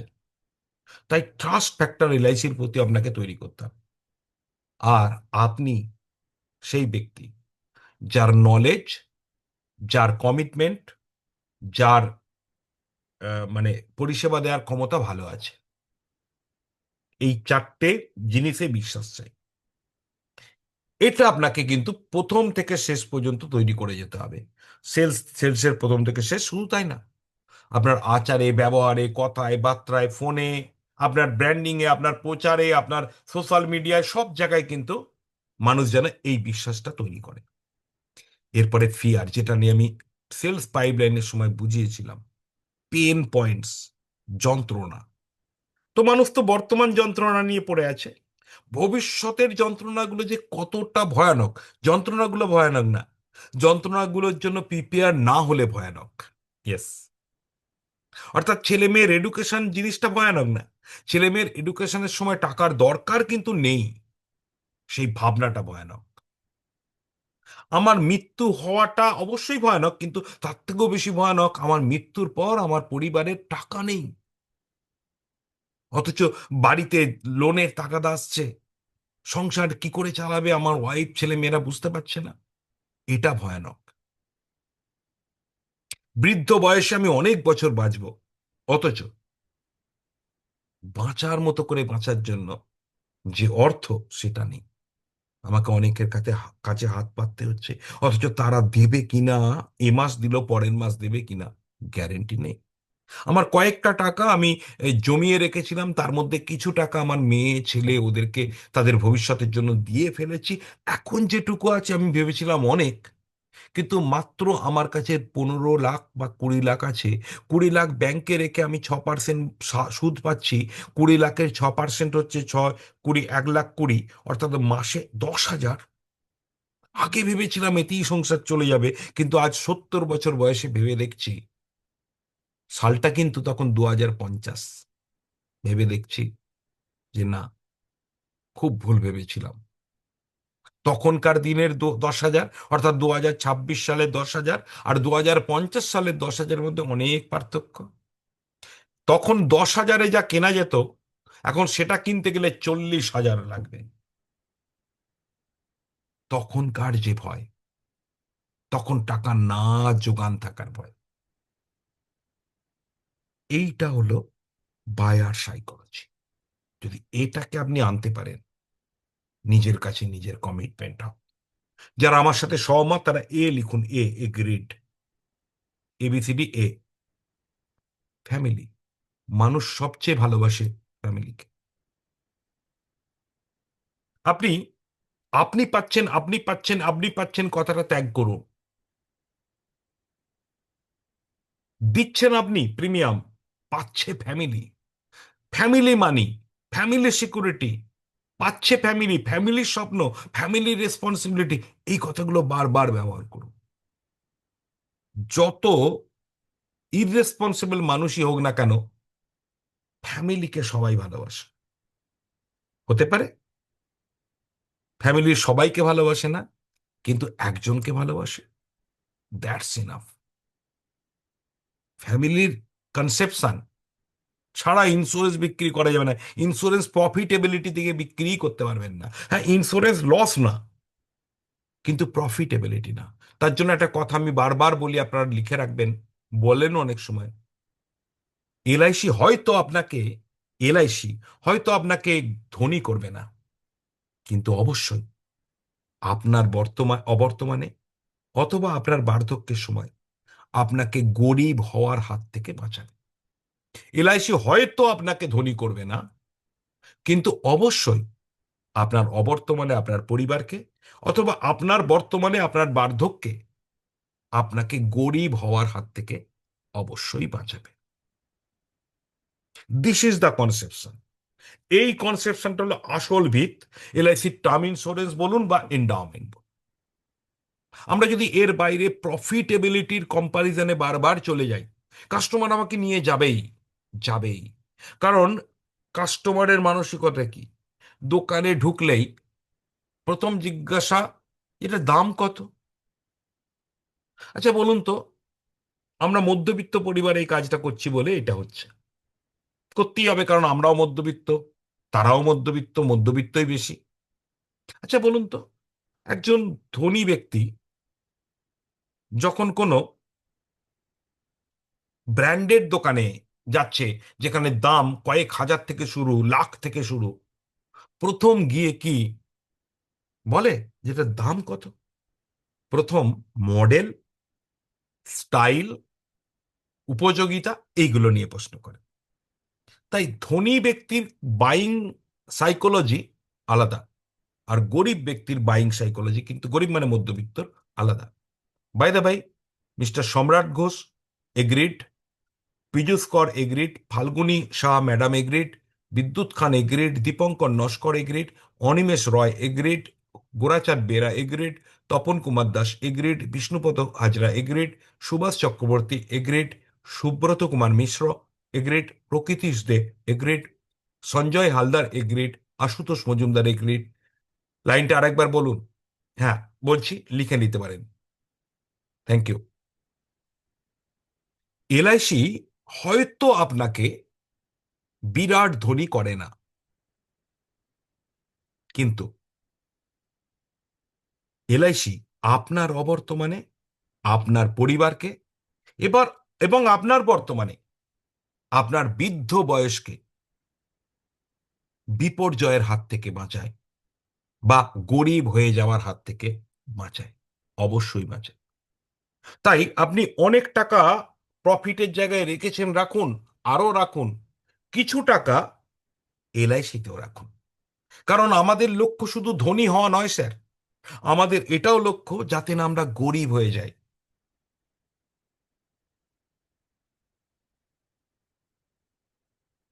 তাই ফ্যামিলির কথা, লিগাসির কথা, লিগাসির কথা যখন বলবেন এবং তার সঙ্গে ফ্যামিলির কথা, তখন আমরা ধনী ব্যক্তির জায়গায় যাব। ধনী ব্যক্তিরটা কিন্তু লিগাসি দিয়ে হবে। লিগাসি কাকে বলে? ধনী ব্যক্তিরা কি চায় জানেন? তার নাম, সুনাম, তার সম্পদ যেন বছরের পর বছর থেকে যায়। হ্যাঁ, কাদের মাধ্যমে? তার পরবর্তী প্রজন্মের মাধ্যমে। পরবর্তী প্রজন্ম যেন আমার মৃত্যুর পর বা আমার বৃদ্ধ বয়সের পর হিউজ টাকা পায়। আমি এখন তো অনেক ধন সম্পদ করছি, মৃত্যুর সময়ও এই ধন সম্পদ রাখতে পারবো তো? মৃত্যুর সময় আমি কি কি করে গেলে আমার ছেলে মেয়েদের এবং নাতি নাতনির অসুবিধা হবে না? এগুলো হলো লিগাসি। এবং এখানেও ধনী ব্যক্তিদেরও একইভাবে ফ্যামিলি খুব ইম্পর্টেন্ট। তাই ফ্যামিলি ধনী, মধ্যবিত্ত, গরিব সকলের জন্য important. It is the general idea. কিন্তু ভয়টা মধ্যবিত্তের জন্য বেশি। ট্রাস্ট, এটাও জেনারেল, অর্থাৎ ধনী ব্যক্তিরও ট্রাস্ট লাগে, কিন্তু লিগাসি হচ্ছে ধনী ব্যক্তির main factor. By the by, consultative selling কাকে বলে এটা নিয়ে আমরা পরে একদিন ক্লাস অবশ্যই করব। কিন্তু একটা জিনিস শুধু বলে রাখি, এর মধ্যে নিড অ্যানালিসিস, অর্থাৎ যেটাকে আমরা বললাম হিউম্যান লাইফ ভ্যালু, এবং সিএনএ, ক্যাপিটাল নিড অ্যানালিসিস, এই দুটো আমি একটু আগে বলেছি সেলস পাইপলাইনের এই জায়গায় দেখাতে হবে। ফ্যাক্ট ফাইন্ডিং এর পরেই সাথে সাথেই আমরা নিড অ্যানালিসিস এবং এইচএলবি করলেই কনসালটেটিভ সেলিং শুরু হবে। কনসালটেটিভ সেলিং কাকে বলে? কনসেপ্ট সেলিং আলাদা, কনসালটেটিভ সেলিং কাকে বলে? কনসালটেটিভ সেলিং মানে যেখানে আমি কনসালটেন্টের মতো করে কাজ করছি, কনসালটেন্ট। আচ্ছা বলুন তো, ধরুন আপনি একজন বাড়িতে, আপনার বাড়িতে ডেকোরেশন করবেন, ইন্টেরিয়ার ডেকোরেশন। তো আপনি ডেকোরেটরকে ডাকলেন, ইন্টেরিয়ার ডেকোরেটরকে ডাকলেন। যারা নর্মাল ইন্টেরিয়র ডেকোরেটর, যাদের অতটা দক্ষতা নেই, তারা আসবে, এসে বলবে, স্যার বা ম্যাডাম বলুন আপনার কি কি করতে হবে বলুন, আমি সেরকম ভাবে আপনাকে কোটেশন দেবো। তা আপনি বললেন এখানে এখানে ওয়ার্ড ড্র হবে, এখানে একটা টিভি ইউনিট হবে, এখানে আমার সিলিং এ অমুক হবে, এই হবে, ওই হবে, বলে দিলেন। তো সেসব নোট করে নিয়ে চলে গেল, মাপঝোক করে নিয়ে চলে গেল, আপনাকে কোটেশন পাঠিয়ে দিল। সেও ইন্টেরিয়র ডেকোরেটর। আরেকজন ইন্টেরিয়র ডেকোরেটর এলো, আপনি তাকে বলছেন, তিনি কিন্তু তার আগে আপনাকে একটা প্রশ্ন করবে যে, ম্যাডাম বা স্যার, এক্স্যাক্টলি আপনি কি ধরনের লুক চাইছেন, এক্স্যাক্টলি আপনি কি ধরনের লুক চাইছেন, আপনি কি চাইছেন আমাকে বলুন। আমি আপনাকে আপনার প্রয়োজন মতো, আপনার কোথায় কি করলে ভালো হয় সেটা আমি আপনাকে দেখাবো, এবং তারপরে আমি বাজেট বলবো। কোনটা না করলেই নয়, কোনটা করলে আরো ভালো লাগবে, কোনটা কম রেটে করা যাবে, কোনটা একটু খরচ করে করতে হবে, এভরিথিং আপনাকে আমি বলবো। দরকারে আমার কাছে কিছু রেডিমেড চার্ট আছে, কিছু রেডিমেড মডেল আছে, আপনি দেখুন এবং তারপরে আপনি সিদ্ধান্ত করুন। এটা কারা বলবে? যারা কনসালটেটিভ ইন্টেরিয়ার ডেকোরেটর। কনসালটেশন কাকে বলে? যখন কাস্টমারের নিডটা তার বাড়িতে গিয়ে তার সাথে বসে আলোচনা করে আপনার আইডিয়ার সঙ্গে মিলিয়ে তাকে কোনো প্রোডাক্টের রেফার করছেন। হ্যাঁ, প্রোডাক্ট আপনি ভেবে গেছেন, ওই ওই ব্যক্তিও, ইন্টেরিয়ার ডেকোরেটরও ভেবে এসছে আপনাকে কি কি দেবে, কিন্তু তবুও ওর বাড়িতে গিয়ে নিড অ্যানালিসিস করলো। একে বলে কনসালটেটিভ সেলিং। আমরা অনেকে কিন্তু এটা করি না। আমরা মনে করি যেন করি। আমরা গিয়ে বলি, আপনি কি জানেন যে আপনার বাচ্চার এডুকেশনের সময় 30 লাখ টাকা দরকার হবে? আপনার কি তার জন্য কোনো পলিসি করা আছে? আপনি ভাবছেন হয়তো এটাই নিড অ্যানালিসিস, না। এটা কি করে নিড অ্যানালিসিস হলো? এটা তো অ্যাকচুয়ালি একটা পিচ, একটা সেলসের কথা, তাই কি না? সো নিড অ্যানালিসিস একটু জটিল, বাট এটা আপনার জানেন, অনেকে যারা জানেন, অনেকে তারা তো করছেনই, আর যারা করছেন কম বা আরেকবার শেখা দরকার, তাদের জন্য আমি তো ক্লাস করব। এবার চলে আসুন অবজেকশন হ্যান্ডলিং। এইখানে এটা আজকে করব না, খালি লিখে দিই, 4টি জিনিস লিখে নিন। প্রাইস, ডিলে, কম্পারিজন এবং ট্রাস্ট। অবজেকশন হ্যান্ডলিং এর সময় কিন্তু প্রাইস মানে মূল্য, প্রাইস মানে কত পেমেন্ট করছে, প্রাইস মানে পেমেন্ট, কত টাকা তাকে পেমেন্ট করতে হবে। এই প্রাইসের কম্পারিজন কিন্তু খুব প্রবলেম, প্রাইসের অবজেকশন হ্যান্ডলিং। তাই প্রাইসকে আপনাকে দেখাতে হবে কিসের দ্বারা জানেন? ভ্যালুর দ্বারা। ভ্যালু অর্থাৎ সে কত দিচ্ছে আর আমি কি দিচ্ছি। আচ্ছা, আমি কি দিচ্ছি? রিটার্ন। শুধু যদি টাকা রিটার্ন দিতাম তাহলে তো ভ্যালু লিখতাম না, তাহলে তো আমি এটা একটা মানি লিখতাম, রিটার্ন মানি। নো, ভ্যালু মানে আমি কি কি দিচ্ছি।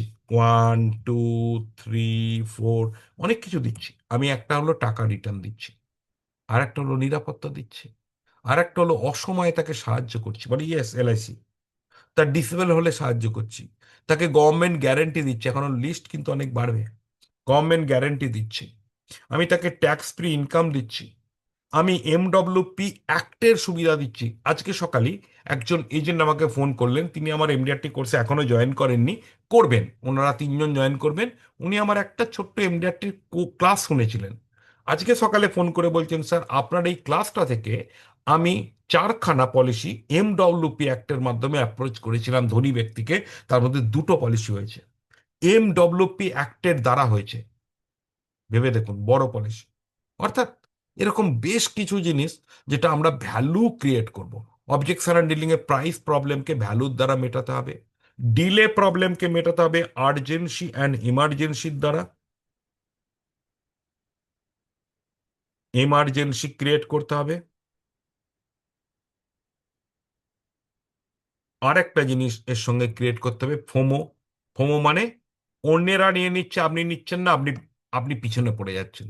ফোমো মানে fear of missing out. Comparison অবশ্যই দরকার, কারণ ম্যাক্সিমাম মানুষ বলে এলআইসি রিটার্ন কম। তো কম্পারিজনটা আপনি কি করবেন? এটা খেয়াল রাখুন, একটা ইমোশনাল, এখানে একটা জিনিস লিখে দিই, E+L+T। এই ইএলটির মানে যারা পুরানো আমার কোর্স করছেন তারা জানেন। E for emotion, L for logic, T for trust. এই ট্রাস্ট আর এই ট্রাস্ট একটু আলাদা, এই ট্রাস্ট হচ্ছে প্রুফ। আচ্ছা, যদি গুলিয়ে যায় তার জন্য পি লিখুন, ইএলপি। অর্থাৎ ই মানে ইমোশন। কম্পারিজন কিন্তু শুধু ডাইরেক্ট কম্পারিজনে হবে না।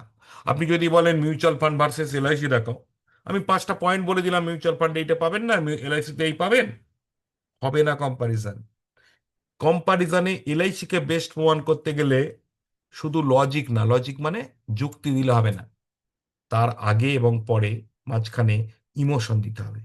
কারণ আমাদের সবচেয়ে বড় শক্তি ইমোশন, শুধু লজিক না। যদি বলেন আমাদের লজিক দুর্বল বলে ইমোশন, দেখুন লজিক আমাদের দুর্বল না, এলআইসির লজিক দুর্বল না, কিন্তু সেই মানুষটা এলআইসির এই লজিকগুলোকে দুর্বল মনে করে যে আপনাকে বলছে এসআইপি বেটার, তাই তাকে ইমোশন দিয়ে কিছুটা চেঞ্জ করে দিতে হবে। তবে আমার লজিকগুলো কাজ করবে। আমাদের লজিকগুলো তখনই কাজ করবে যখন ইমোশন দিয়ে আমি চেঞ্জ করব। ধরুন আপনি একটা দোকানে গেছেন, আপনার বাচ্চা একটা, মানে ছোট বাচ্চা আছে ধরুন, সে একটা জিনিস বায়না করছে। তো আপনি জানেন যে এটা আমার বাড়িতে ও বাচ্চাকে আগে একবার কিনে দিয়েছিলাম, ও ভেঙে টেঙে দিয়েছে, আবার কি দরকার এটা, এমন কি এ, বড় জিনিস কি দরকার, এটা বেকার, আমার 500,000 টাকা খরচ হয়ে যাবে, আপনি এটা ভাবছেন। আচ্ছা, দোকানদার আপনাকে বলল, স্যার দেখুন, এটা আপনি কিনেছিলেন, আপনার বাড়িতে আছে হয়তো পুরানো, কিন্তু আপনার বাচ্চা চাইছে। স্যার, শখের দাম লাখ টাকা, আর বাচ্চার শখ বাবা মা পূরণ করবে না তো কে করবে? এটা তো লাখ টাকাও দাম নয় স্যার, 500,000।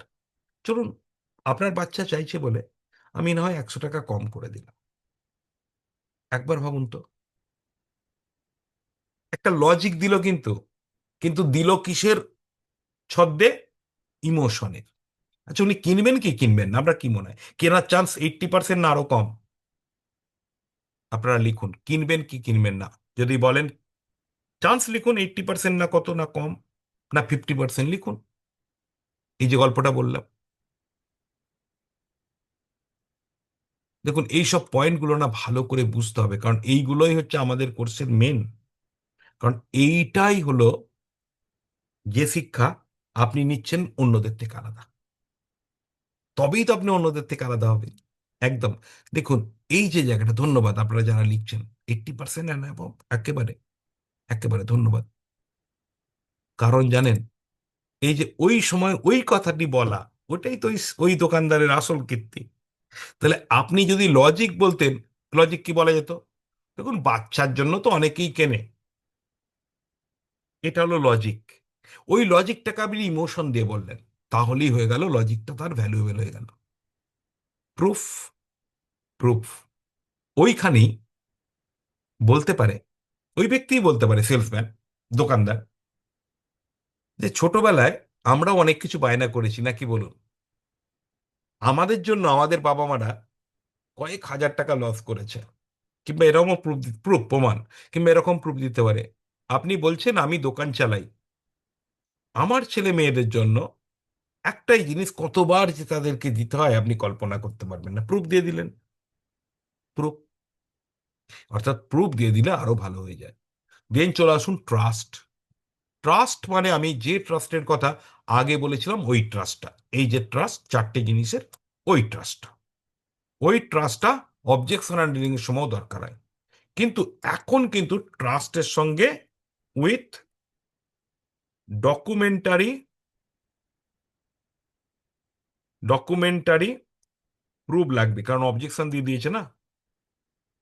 এই যেমন এসআইআর এ যাদের নাম চলে এসছে, হিয়ারিং এ যেতে হবে, তাদের এবার ডকুমেন্ট দেখাতে হবে, তাই কি না? অর্থাৎ যখন অবজেকশন চলে আসবে তখন ডকুমেন্টারি প্রুফ দেখাতে হবে। এটা খেয়াল রাখবেন, কিন্তু তার জন্য রেডি করবেন ডকুমেন্টারি প্রুফ।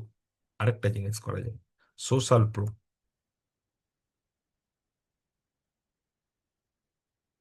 সোশ্যাল প্রুফ কাকে বলে? সোশ্যাল প্রুফ হচ্ছে আপনার কাছে ডকুমেন্ট নেই, কিন্তু আপনি যেটা বলছেন সেটা, আপনি অন্য কোনো ব্যক্তি এটাকে নিয়েছে, অন্য কোনো ব্যক্তি এই কথার উত্তর পেয়েছে, বা এরকমই আপনার থেকে পলিসি নিয়েছে, এটা প্রমাণ করুন, তাতেই হয়ে যাবে। এবার চলুন, closing technique used by MDRT agents. এটা তো শিখবেন, আমি এর ওপর তো আগেও ক্লাস করেছি, আবার করব। তো আজকের ক্লাস কিছুক্ষণ পরেই শেষ হয়ে যাবে, কিন্তু তার আগে আমি আজ রিকোয়েস্ট করব আমাদের প্রকৃতিশ দে, ওনাকে কিছু বলার জন্য। তবে তারও আগে প্রকৃতিশ বাবুকে একটু সময় দেব রেডি হওয়ার জন্য, মানে আমি জানি না উনি এখন কিভাবে শুনছেন, ওনার ভিডিও খোলা যাবে কিনা, তাই ভিডিও টিডিও খোলার জন্য ওনাকে আমি একটু সময় দেবো। প্রকৃতিশ বাবু ছাড়াও আরো দুজন পরশু তার আগে যারা জয়েন করেছেন তাদেরকেও আমি অবশ্যই বলবো, কিন্তু প্রকৃতিশ বাবু আমার খুব পুরানো, অনেক দিনের ওনার সাথে আমার মানে সম্পর্ক, এবং উনি খুব বড় এজেন্ট, এবং সবচেয়ে বড় কথা, উনি আগে এমডিআরটি হয়েছেন এবং খুব বড় মাপের কাজ করেন। আর উনি আমার এখানে জয়েন করেছেন গত পরশু। আজকে ওনার প্রথম ক্লাস, বড় ক্লাসের প্রথম ক্লাস। আমি ওনাকে রিকোয়েস্ট করব, আফটার 3 মিনিটস, 3-4 মিনিট, 3 মিনিট পর আমি 3 মিনিট একটা ব্রেক নেব। আফটার 3 মিনিটস আপনাকে আমি তুলবো এখানে, অর্থাৎ আপনাকে আমি বলবো মাইক্রোফোন খুলে নিতে এবং ভিডিও খুলে নিতে তখন। তো আপনারা সবাই জানেন, প্রকৃতিবাবুও জানেন যে মাইক্রোফোন এবং ভিডিও কি করে খুলতে হয়। তো তখন উনি কিছু কথা আমাদের সাথে শেয়ার করবেন। আমি প্রশ্ন করব বা আমি ওনাকে তুলব। তো আমি রিকোয়েস্ট করছি প্রকৃতিবাবুকে যে please be ready after 3 minutes. तब तक के लिए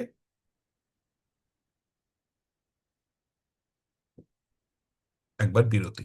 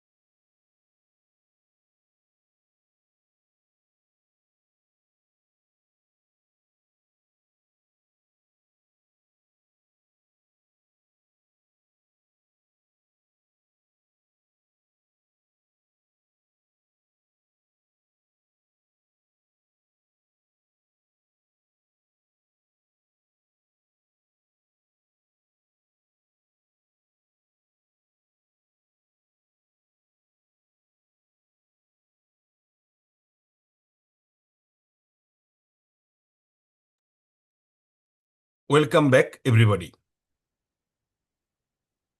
I think that Mr. Prokiti's day is ready.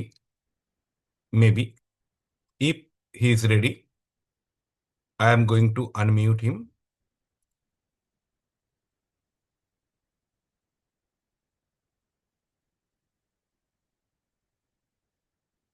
And I am going to also adding pin. প্রকৃতিশ বাবু, আপনি কি শুনতে পাচ্ছেন? যদি আপনার পক্ষে সম্ভব হয়, আপনি মাইক্রোফোন খুলে নিতে পারেন। নিচে রয়েছে একদম।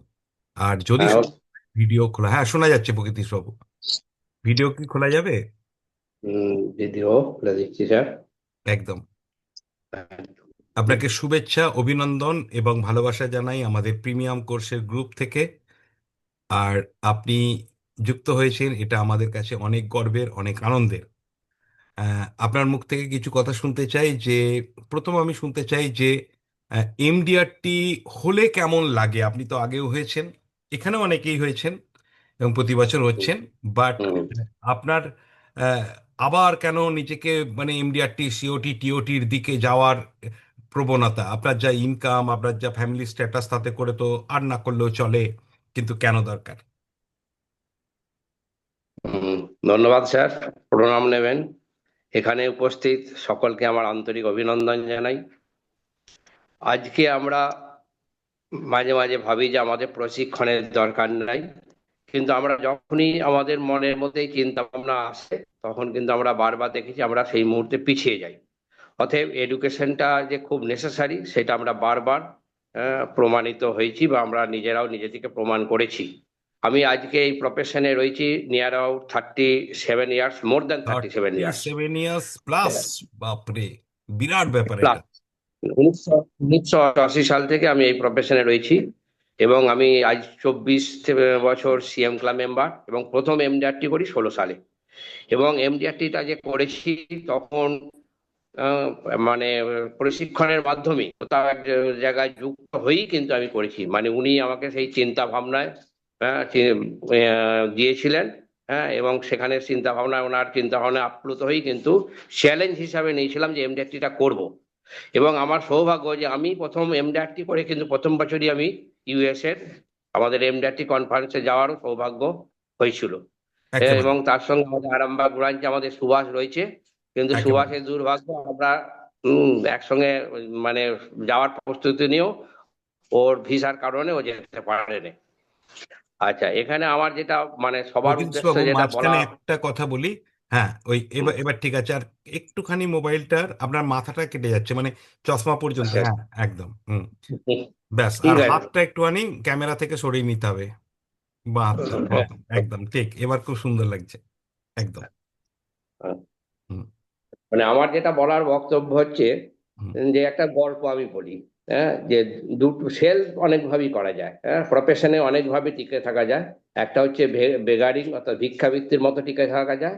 আর একটা হচ্ছে নিজেকে নলেজেবল পার্সন হিসাবে এবং নিজেকে এই প্রফেশনের একজন মূল্যবান ব্যক্তি হিসাবে ক্লায়েন্টদের কাছে দুভাবেই রাখা যায়। হ্যাঁ, আমি এই প্রসঙ্গে একটা ছোট্ট গল্প বলি যে আজকের দিনে আমাদের প্রফেশনে দেখেছি যে আমাদের মূল্যায়নটা হয় কিভাবে, যে আমরা ক্লায়েন্টদের কাছে আমরা কতটা মানে গ্রহণযোগ্যতা আমাদের আছে, সেইটা কিন্তু আমাদের মূল্যায়নের দিক। আজকে ধরুন, আজকে আমি একটা জাস্ট উদাহরণ দিচ্ছি যে কোনো এক ব্যক্তির হয়তো অসুস্থ হলো, জ্বর হলো। সে প্রথমে একজন কোয়াক ডাক্তারের কাছে গেল। তাহলে কোয়াক ডাক্তার কি করে, যে আচ্ছা জ্বর হয়েছে, জাস্ট একটা প্যারাসিটামল দিয়ে দিল বা হাতে তুলে দিল, একটা ট্যাবলেট মতো খেয়ে নিল, তার জ্বর সেরে গেল। হ্যাঁ, কিন্তু কাজ হলো। কিন্তু আবার কোনো একটা ব্যক্তি একজন এমডি ডক্টরের কাছে গেল। তাহলে এমডি ডক্টর প্রথমে কি করবে, না জ্বর হওয়ার কারণটা খুঁজবে, যে এর কেন জ্বর হয়েছে। হ্যাঁ, এবং জ্বর হওয়ার জন্য যা যা টেস্ট বা এইসব কিছু করা দরকার সেইভাবে করে অ্যাকচুয়ালি সবকিছু মেনটেন করে তারপরে তাকে প্রেসক্রাইব করবে। এবার আমি একজন পেশেন্ট হিসাবে, হ্যাঁ, প্রথমে হয়তো আমার মনে হলো যে আরে জ্বর হয়েছে, এ তো দারুণ ব্যাপার, কোয়াক ডাক্তার কাছে গেলো, হাতে ওষুধ দিয়ে দিল, আমার ভালো হয়ে গেল। হ্যাঁ, কিন্তু জ্বরের যে এটা মানে কারণটা, যে আমার কি কারণে জ্বর হয়েছে তার সেইটা কিন্তু আমি খুঁজলাম না। তাহলে পরবর্তী ক্ষেত্রে কি হতে পারে, আমার একটা ডেঞ্জার জায়গা আমি চলে যেতে পারি। কিন্তু আমার বলার বক্তব্য এটাই যে আজকের দিনে আমাদের কিন্তু ওইভাবে ওয়াক ডাক্তারের মতো প্র্যাকটিস করলে হবে না, আজকে আমাদেরকে এমডি ডক্টরের মতো প্র্যাকটিস করতে হবে, অর্থাৎ নিড বেস অ্যানালিসিস। হ্যাঁ, আমি একজন ক্লায়েন্টকে তার প্রয়োজনীয়তা অনুসারে, হ্যাঁ, তাকে তার মতো করে, তার কোনটা প্রয়োজন সেই প্রয়োজনীয়তাটা বুঝে তাকে কিন্তু আমাকে সেই ধরনের পলিসি দিতে হবে। পলিসির কথা তো আমরা কখনোই কোনো ক্লায়েন্টের কাছে যে বলবো না যে এই পলিসিটা করো। আমরা সবসময় আলোচনাটা করব যে তার নিড বেস, তার কোন পারপাসে ইন্স্যুরেন্সটা প্রয়োজন, তার ছেলের এডুকেশন পারপাস, না তার রিটায়ারমেন্ট প্ল্যানিং, বা এই ধরনের আমরা নিড বেস অ্যানালিসিস। সেই জন্য আমাদের আজকের দিনে প্রথম যেটা আমাদের হওয়া কর্তব্য হওয়া উচিত, যে নট সেল, বি এডুকেটেড। আমাদের ক্লায়েন্টকে সেল করলে হবে না, ওই কনসেপ্ট থেকে আমাদেরকে সরে যেতে হবে। আমাদের ক্লায়েন্টকে এডুকেটেড করতে হবে, তার নিড বেস অ্যানালিসিস করতে হবে। অর্থাৎ নিড বেস অ্যানালিসিস করতে গেলে আমাদেরকে যেটা আমাদের মেন দরকার, যে আমাদেরকে কিন্তু নলেজেবল হতে হবে। এমডিআরটি আমি করতে পারলাম কি না পারলাম এটা একটা প্রশ্ন, কিন্তু আমি যদি আমার এডুকেশনটাকে ঠিক রাখি, আমার নলেজটাকে ঠিক রাখি, আমি অন্তত কাউকে মিসগাইড করবো না। আমি কম পরিশ্রম করলাম, এমডিআরটি হতে পারলাম না, বা কোনো কারণে আমার ব্যক্তিগত প্রবলেম হলো, আমি সে বছরটা এমডিআরটি হতে পারলাম না, কিন্তু আমি যেন আমার কারণে কেউ যেন এফেক্টেড না হয়। অর্থাৎ আমি একটা ভুল ওষুধ দিয়ে তাকে সেই মুহূর্তে জ্বরটা সারিয়ে দিলাম, তারপরে দেখা গেল তার একটা বিরাট মানে বিপদ তার শরীরের মধ্যে রয়েছে, বা বিরাট একটা ভাইরাস তার শরীরের মধ্যে রয়েছে, হ্যাঁ, সেইটা না অ্যানালিসিস করে তাকে আমি মেডিসিন দিয়ে দিলাম। এই ভুলটা অন্তত আমরা যেন না করি। সেই জন্য আমার বক্তব্য হচ্ছে যে বি এডুকেটেড, প্রত্যেকটা সময়ে ট্রেনিং এর দরকার। কারাও যদি বলে যে আমি প্রচুর শিখে গেছি আর শেখার কিছু নাই, সে যত বড় এজেন্ট হোক, সে কিন্তু ভুল করবে। সেই জন্য প্রতিনিয়ত ডক্টর, ডক্টরদের কাছে কি জার্নালিস্ট বা রিপ্রেজেন্টেটিভ কোনো বড় ডাক্তার কি বানান করে যে একেবারে। আমার আর কাউকে দরকার নেই, আমার কোনো জার্নাল পাঠাতে হবে না? কখনোই বলে না। অতএব আমার সবার উদ্দেশ্যে একটাই বলা, যে যে যেখানেই ট্রেনিং নেই, হ্যাঁ, এই প্রতিনিয়ত ট্রেনিং নেওয়াটা কিন্তু মানে খুবই প্রাসঙ্গিক। একেবারে, মানে আপনি এতটাই সুন্দর করে বললেন যে আমিও নতুন করে উপলব্ধি করছি যে অ্যাকচুয়ালি একটা এজেন্টের সত্যিকারের ভূমিকা কি। এবং বাস্তবে এই যে একটু আগে যে আমি নিউজটা দেখালাম, এত মিসসেলিং হচ্ছে, প্রাইভেট কোম্পানিরা করছে, ব্যাংকরা করছে, আসলে তারা তো ক্রিমিনাল অ্যাক্টিভিটি করছে। কারণ একটা মানুষকে সঞ্চয় করালাম, কিছুদিন পরে সে তার লস করিয়ে তাকে তুলে নেওয়া করালাম, আলটিমেটলি সে তুলে নিল, এবং তারপর কি হচ্ছে, সে তার বিমাই করছে না, তাই না? এই যে তারপরে জায়গাটা। মিসলিং এর জন্য কি হচ্ছে, একটা মানে একটা খারাপ জায়গায় জিনিসটা চলে যাচ্ছে না। পলিসি আপনি যেটা দেখালেন যে এত সারেন্ডার হয়ে যাচ্ছে, তার মানে সারেন্ডার হওয়ার তো একটা কারণ আছে, মিসসেলিং। বহু এজেন্ট আছে তারা মিসসেলিং করছে। এবং স্যার দেখুন, এমডিআরটি হওয়ার অনেক পথ আছে। হ্যাঁ, আজকের হ্যাঁ, দিনে হ্যাঁ, আমি হ্যাঁ। একটা জীবন হুম। পলিসি করলাম, হুম। ক্লায়েন্টকে বললাম যে একটা 5 লাখ টাকা প্রিমিয়াম দাও, হ্যাঁ, হুম। দিয়ে 1 বছর দিয়ে সে বন্ধ করে দিল। হ্যাঁ, একেবারে। বন্ধ করে দিল, তাকে বলা হলো যে হুম। 5 লাখ টাকা আমি 35% কমিশন পেয়ে গেলাম, তাকে সিঙ্গেল বলে দিয়ে দিলাম। হ্যাঁ, ঠিক আছে, তাকে যদি টোটাল ব্যাপারটা বুঝিয়ে করানো যায়, যে মিনিমাম 5 লাখ টাকা যদি হয়, পলিসিটার কোনো লস নাই, 5 লাখ টাকার এগেনস্টে আমি জানি এই 10% পাবেন, এক দেখ, ঠিক আছে, কিন্তু তাকে যদি সঠিকভাবে বলা হয়। তা নাহলে তাকে কি করা হচ্ছে, এখন অনেকেই করছে কি, যে একটা 5 লাখ টাকার মানে পলিসি সিঙ্গেল ডিপোজিট করতে চাইছে, তাকে বললো না, সিঙ্গেল ডিপোজিট নয়, কনভেনশনাল জীবন উৎসব আপনি একবারই দেবেন, আপনার ফাইলটা একটু ভালো আছে, হ্যাঁ, আপনার পলিসিটা পাস হয়ে যাবে। হ্যাঁ, দিয়ে সেইভাবে কিন্তু এখন আজকের দিনে এমডিআরটি আমি যদি ভাবি যে একটু অন্যরকম ভাবে করব, একটু অসৎ পথ অবলম্বন, তার জন্য অনেক পথ খোলা আছে। অনেক পথ খোলা আছে, এবং কিন্তু শুধু তাই নয়, এছাড়া ধরুন এই যে আরেকটা জিনিসও অনেকে করে, যে হুম, রোলিং করে, টাকা রোলিং, যে আমি টাকা হুম, দিয়ে দিলাম। এটাও আমার হুম, মনে হয় না খুব একটা ভালো জিনিস, তাই কিনা? আপনার কি হ্যাঁ। মনে হয়?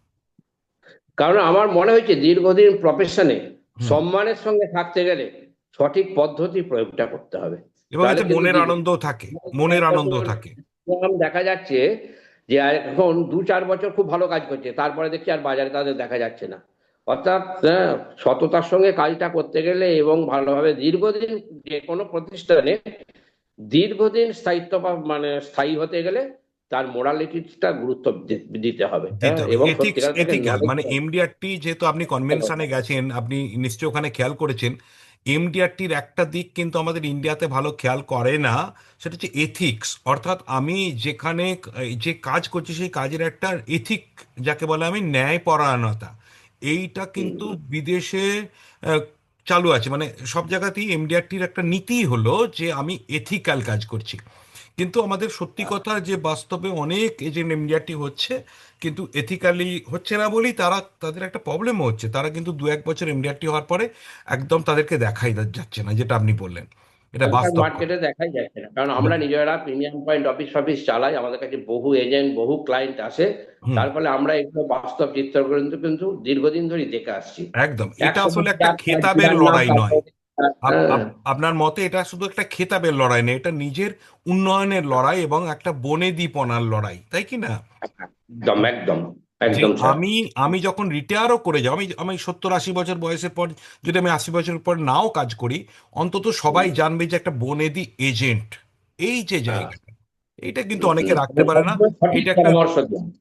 একদম হ্যাঁ, হ্যাঁ, পরামর্শদাতা, একেবারে। সঠিক পরামর্শটা দিতে গেলে তাকে প্রত্যেক সময় আপ টু ডেট থাকতে হবে। একেবারে খুব ভালো একটা খুব সুন্দর জায়গা শিখলাম, মানে এটা আপনার বলার পরে আমি এথিক্সটাকে আমি শেখাই, আমি এথিক্যালি কাজ করাই, কারণ আমার এখানের এই কোর্সে প্রায় সবাই কয়েকটা জিনিস মেনটেন করে, যেমন ডিসকাউন্ট রিবেট দেয় না, অফার দেয়, অফার মানে গিফট টিফট দেয়, আমি দিতে বলি, কারণ গিফট জিনিসটা দেয়া যেতেই এরকম পারে। যে আমি যখন গিফট ডিক্লেয়ার করছি তখন তো সবাই পাবে, মানে যে আমার কাছে পলিসি করবে সে পাবে।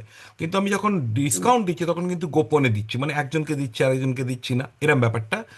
আর রোলিং করাটা আমার আমার কোর্সেও কয়েকজন আগে আগে করছিলেন, আমি তাদেরকে বারণ করেছি, কারণ টাকা যখন তুমি রোলিং করছো তখন তুমি কিন্তু কত টাকা রোলিং করবে, তুমি 1 লাখ 2 লাখ 5 লাখ, কিন্তু যখন তুমি সেই টাকাটা পাচ্ছ না তখন দুজনের ক্ষতি, নিজেরও ক্ষতি যে আমি টাকাটা লস করে ফেললাম, আর সেই কাস্টমারটা আর কোনোদিন পলিসি করবে না তোমার কাছে, সে চালাবেও না, তারপরে তারও ক্ষতি। তো এই জায়গাগুলো আমি মেনটেন করতাম। বাট আপনার এই কথা থেকে আমি একটা জিনিস মাথায় নিয়ে নিলাম, যে পরবর্তী সময় এথিক্যাল এডুকেশনটাও আমার এই কোর্সের মধ্যে বিভিন্ন সময় রাখবো, যেটা খুব দরকারি হবে। ধন্যবাদ আর একটা আপনার। জিনিস স্যার, হ্যাঁ। যেটা আমরা উপলব্ধি করেছি, যে আমি একটা ভালো কাজ করলাম, ভালো এমডিআরটি করলাম, কি ভালো একটা করলাম, অফিস আমাকে ভীষণভাবে সম্মানিত করলো, কিন্তু আমাদের মনে হয়েছে যে আসল সম্মানটা হচ্ছে আমি আমার ক্লায়েন্টের কাছে পাচ্ছি কিনা। আমি প্রত্যেকটা ফ্যামিলির কাছে যখন যাব, আমি তাদের সত্যিকারের তাদের লোক, তাদের এইটা লোক। যখন উপলব্ধি হয় এবং তারা যখন আন্তরিকভাবে আমাদের করে, সেইটাই আমাদের মনে হয় সবচেয়ে স্যাটিসফাইড জায়গা। শুধু হ্যাঁ, স্যাটিসফাইড নয়, এমনি স্যাটিসফাইড তো বিরাট, তার সঙ্গে সত্যিকারের তখন থেকে ওয়ার্ড অফ মাউথ পাবলিসিটি শুরু হয়ে যায়, তখন থেকে ব্র্যান্ডিং শুরু হয়ে যায়, অর্থাৎ মানে অনেক অচেনা ব্যক্তি যে হঠাৎ করে আপনার কাছে কেন পলিসি করলো, সেটা কিন্তু ওই সব কারণে যে মানুষের মুখে মুখে প্রচার, এটাও তো ঘটনা, তাই না? একদম। একদম।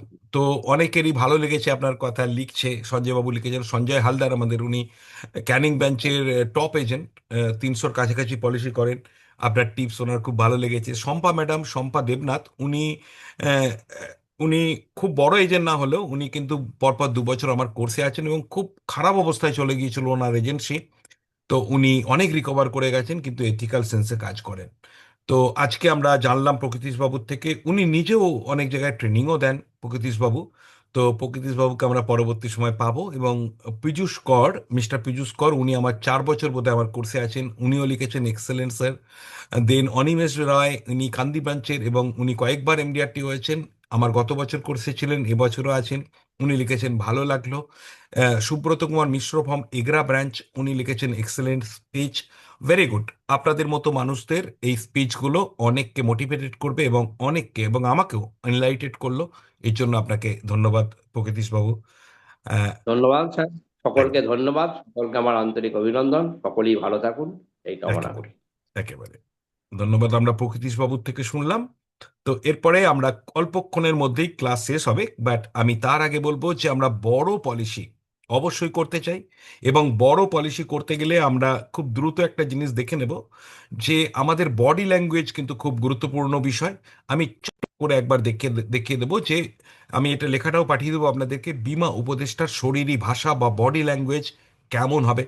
মনে রাখবেন যে কমিউনিকেশন যখন আমরা করি তখন আমাদের 70, 38 এবং 55 এই একটা কমিউনিকেশন মডেল আছে, যেখানে বলা হচ্ছে, সরি, 7, 38 এবং 55, আমরা যখন কথোপকথন করি মনে রাখবেন 55% কিন্তু আমাদের বডি ল্যাঙ্গুয়েজ, অর্থাৎ আমি কিভাবে বলছি, কিভাবে শুনছি, কিভাবে তাকাচ্ছি, কিভাবে হ্যান্ডশেক করছি, কিভাবে বসছি, এই 55% নির্ভর করে তার উপর। 38% নির্ভর করে আপনার ভয়েসের স্বর। স্বর মানে সবাইকার কণ্ঠস্বর যে খুব ভালো হবে তা না, কিন্তু কণ্ঠস্বরের ওঠা নামা, তার পিচ, টোন কন্ট্রোল, এগুলো কিন্তু 38%। আর আপনি কি বলছেন, কথাটা ভুল বলছেন, ভুল মানে কি, কথাগুলো খুব সাজিয়ে বলতে পারছেন কি কম সাজিয়ে, এটার জন্য বেশি ঘাবড়াবেন না, কারণ এটা মাত্র 7% নির্ভর করে এর ওপর। তাই মানুষের শরীরের ভাষা, দেহ ভাষা খুব গুরুত্বপূর্ণ। চোখের যোগাযোগ, কথোপকথনের সঙ্গে চোখের যোগাযোগ খুব গুরুত্বপূর্ণ। আপনি সর্বদা চোখের সঙ্গে চোখের যোগাযোগ রাখবেন, এবং এটা এনগেজ রাখতে সাহায্য করে। মুখের অভিব্যক্তি, অমৌখিক ইঙ্গিত, মানে যেটা আমি মুখে কথা বলছি না, শুধু ইঙ্গিতের দ্বারা দেখাচ্ছি, এটা কিন্তু আসলে কাস্টমারের কাছে অনেক ধরা পড়ে। আর কাস্টমারেরও বডি ল্যাঙ্গুয়েজ আপনার চোখে ধরা পড়বে। তাই কি তিনি পছন্দ করছেন বা পছন্দ করছেন না, এটা আপনি বুঝতে পারবেন যদি তার মুখের ভাষা, শরীরের ভাষা দেখেন এবং রিডিং করেন। আর আপনি ঠিক কতটা অন্তর থেকে বলছেন, কতটা বিশ্বাসযোগ্য মানুষ, সেটা তিনি বুঝতে পারবেন যদি তিনি আপনার বডি ল্যাঙ্গুয়েজ ফলো করেন। তাই নিজের বডি ল্যাঙ্গুয়েজ সব সময় আন্তরিক রাখবেন এবং সঠিক রাখবেন, প্রফেশনাল রাখবেন। ভঙ্গি, আপনার লেভেল অফ কমফোর্ট, আপনি তার সঙ্গে যখন কথা বলছেন, আপনার কনফিডেন্স লেভেল কেমন, আপনি কতটা কমফোর্টেবল, তার উপর নির্ভর করে আপনার কমিউনিকেশন গুড হবে। তাই শারীরিক ভাষা 55%, কণ্ঠস্বর 38%, এবং 7% প্রকৃত ভাষা। মনে রাখবেন, কণ্ঠস্বর কিন্তু পরিবর্তন করা যায়। কণ্ঠস্বর পরিবর্তন যদি নাও করতে পারেন, কণ্ঠের আহ, ওঠানামা, এগুলো তো অবশ্যই পরিবর্তন করা যায়। তো চলুন, এরপরে আমি আপনাদেরকে বড় পলিসির জায়গায় কিছু টিপস দেব এবং বিভিন্ন সেক্টর ওয়াইজ কিছু কথা বলবো, এবং তারপরে ধীরে ধীরে আমরা আজকের ক্লাস শেষ করার দিকে নিয়ে যাব। আমরা নেক্সট ক্লাসে অবজেক্ট ক্লোজ টেকনিক যেমন শেখাবো, এবং আমি চেষ্টা করব নেক্সট ক্লাসে কিছু পলিসির ব্যাপারেও আলোচনা করতে। কারণ আমরা পলিসির ব্যাপারে একটু কম আলোচনা করি, কারণ পলিসি সেলিং এ আলোচনা করি, মার্কেটিং এ আলোচনা করি। পলিসি আপনারা বোঝেন, কিন্তু পলিসিরও ক্লাস করি, অনেক ক্লাস করি, তো আমরা অবশ্যই করব পরের দিন থেকে। তো চলুন, স্পেশালাইজেশন, যেটা আমাদের প্রকৃতিশবাবু একটু আগে বলছিলেন, যে যদি আপনি নর্মাল হাতুড়ে ডাক্তার না হয়ে এমডি ডাক্তার হন, তাহলে ডাক্তারি থেকে স্পেশালাইজেশন। তেমনি আপনি কাদের ওপর কাজ করতে পারছেন, কাদের ওপর পারছেন না, এটা দেখে বোঝা যাবে যে আপনি কোন সেক্টরে স্পেশালাইজড। তো চলুন, আপনি এই যে 4-5টা সেক্টর দেখাচ্ছি, এদের মধ্যে কোন সেক্টরে আপনি কাজ করছেন, সেটা হচ্ছে আপনি স্যালারিড ক্লাসের ওপর কি ভালো কাজ করতে পারেন। যদি না পারেন, অথচ আপনাকে করতে হবে, তাহলে আপনাকে শিখতে হবে স্যালারিড ক্লাসের বাইং ফিলোসফি, স্যালারিড ক্লাসের ভয়, চিন্তা এবং তাদের অ্যাসপিরেশনগুলো কি।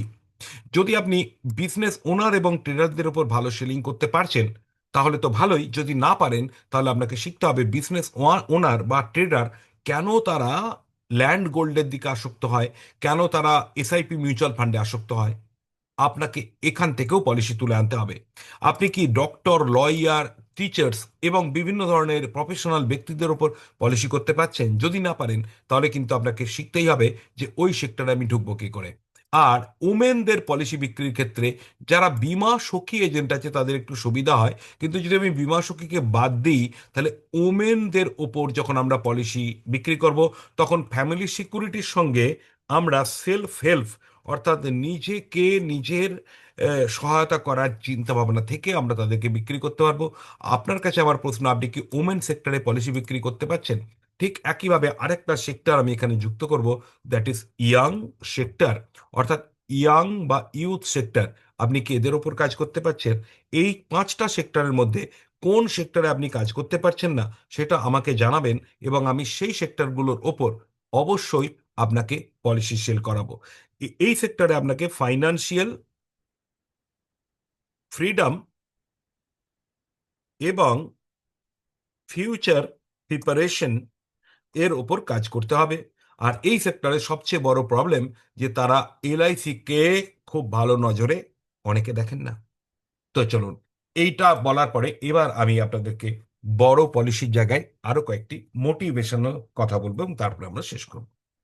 দেখুন, বড় পলিসি আসবে বড় চিন্তা থেকে। আপনি যদি নিজের কাছে নিজে দমে যান যে আমার লোকাল এরিয়ায় বড় পলিসি হোল্ডার নেই, বাস্তব কথা, হতেই পারে বড় পলিসি হোল্ডার নেই বা বড় ইনকামের লোক নেই, এটা 80-90% সত্য, কিন্তু 10% সত্য নয়। আপনার লোকাল এরিয়ায় আপনি যদি ভালো করে সার্চ করেন, তাহলে দেখতে পাবেন যে 1 লক্ষ টাকা পারিবারিক ইনকাম হয় এরকম অন্তত 10% মানুষ কিন্তু বাস করেই করে প্রত্যন্ত গ্রামে যদি বাস করেন। ইয়েস। তাই বড় পলিসি হোল্ডার পাবো না বা বড় প্রসপেক্ট পাবো না, এই ভাবনা থেকে সরে যান। আপনি বরং এটা ভাবুন যে বেশিরভাগ মধ্যবিত্ত, কিন্তু কিছু মানুষ আছে যারা ধনী, পাবো আমি। দ্বিতীয়, বড় পলিসি করতে গেলে আপনার মাইন্ডসেট বড় করতে হবে। কিরকম? আপনাকে নিডের ওপর জোর দিতে হবে, পারপাসের ওপর। আমি যে ব্যক্তিকে পলিসি দেব সেই ব্যক্তি রিটার্ন কত পাবে। সেই ব্যক্তি যদি 10 লাখ টাকা রিটার্ন পায়, তাহলে কি তার মিটবে?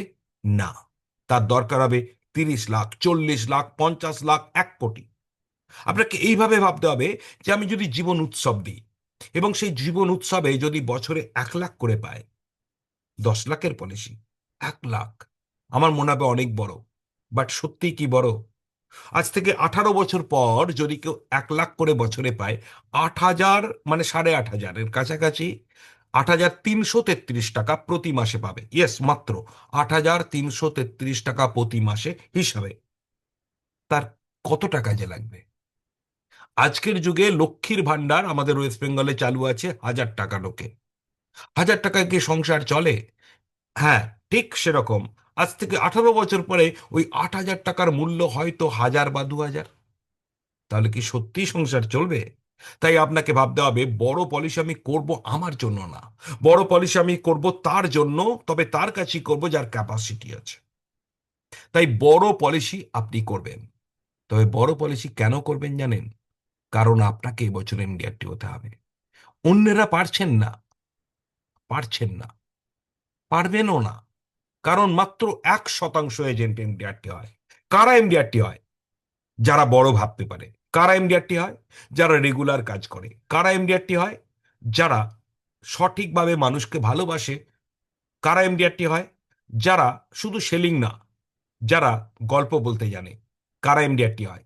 যারা ইমোশন ক্রিয়েট করতে জানে। কারা এমডিআরটি হয়? যারা এলআইসির এজেন্সিকে একটা সেলসম্যানের মতো দেখেন না, যারা দেখেন যে এটা একটা অ্যাডভাইজারি। কারা এমডিআরটি হন? যারা বড় টার্গেট নেন। কারা এমডিআরটি হন?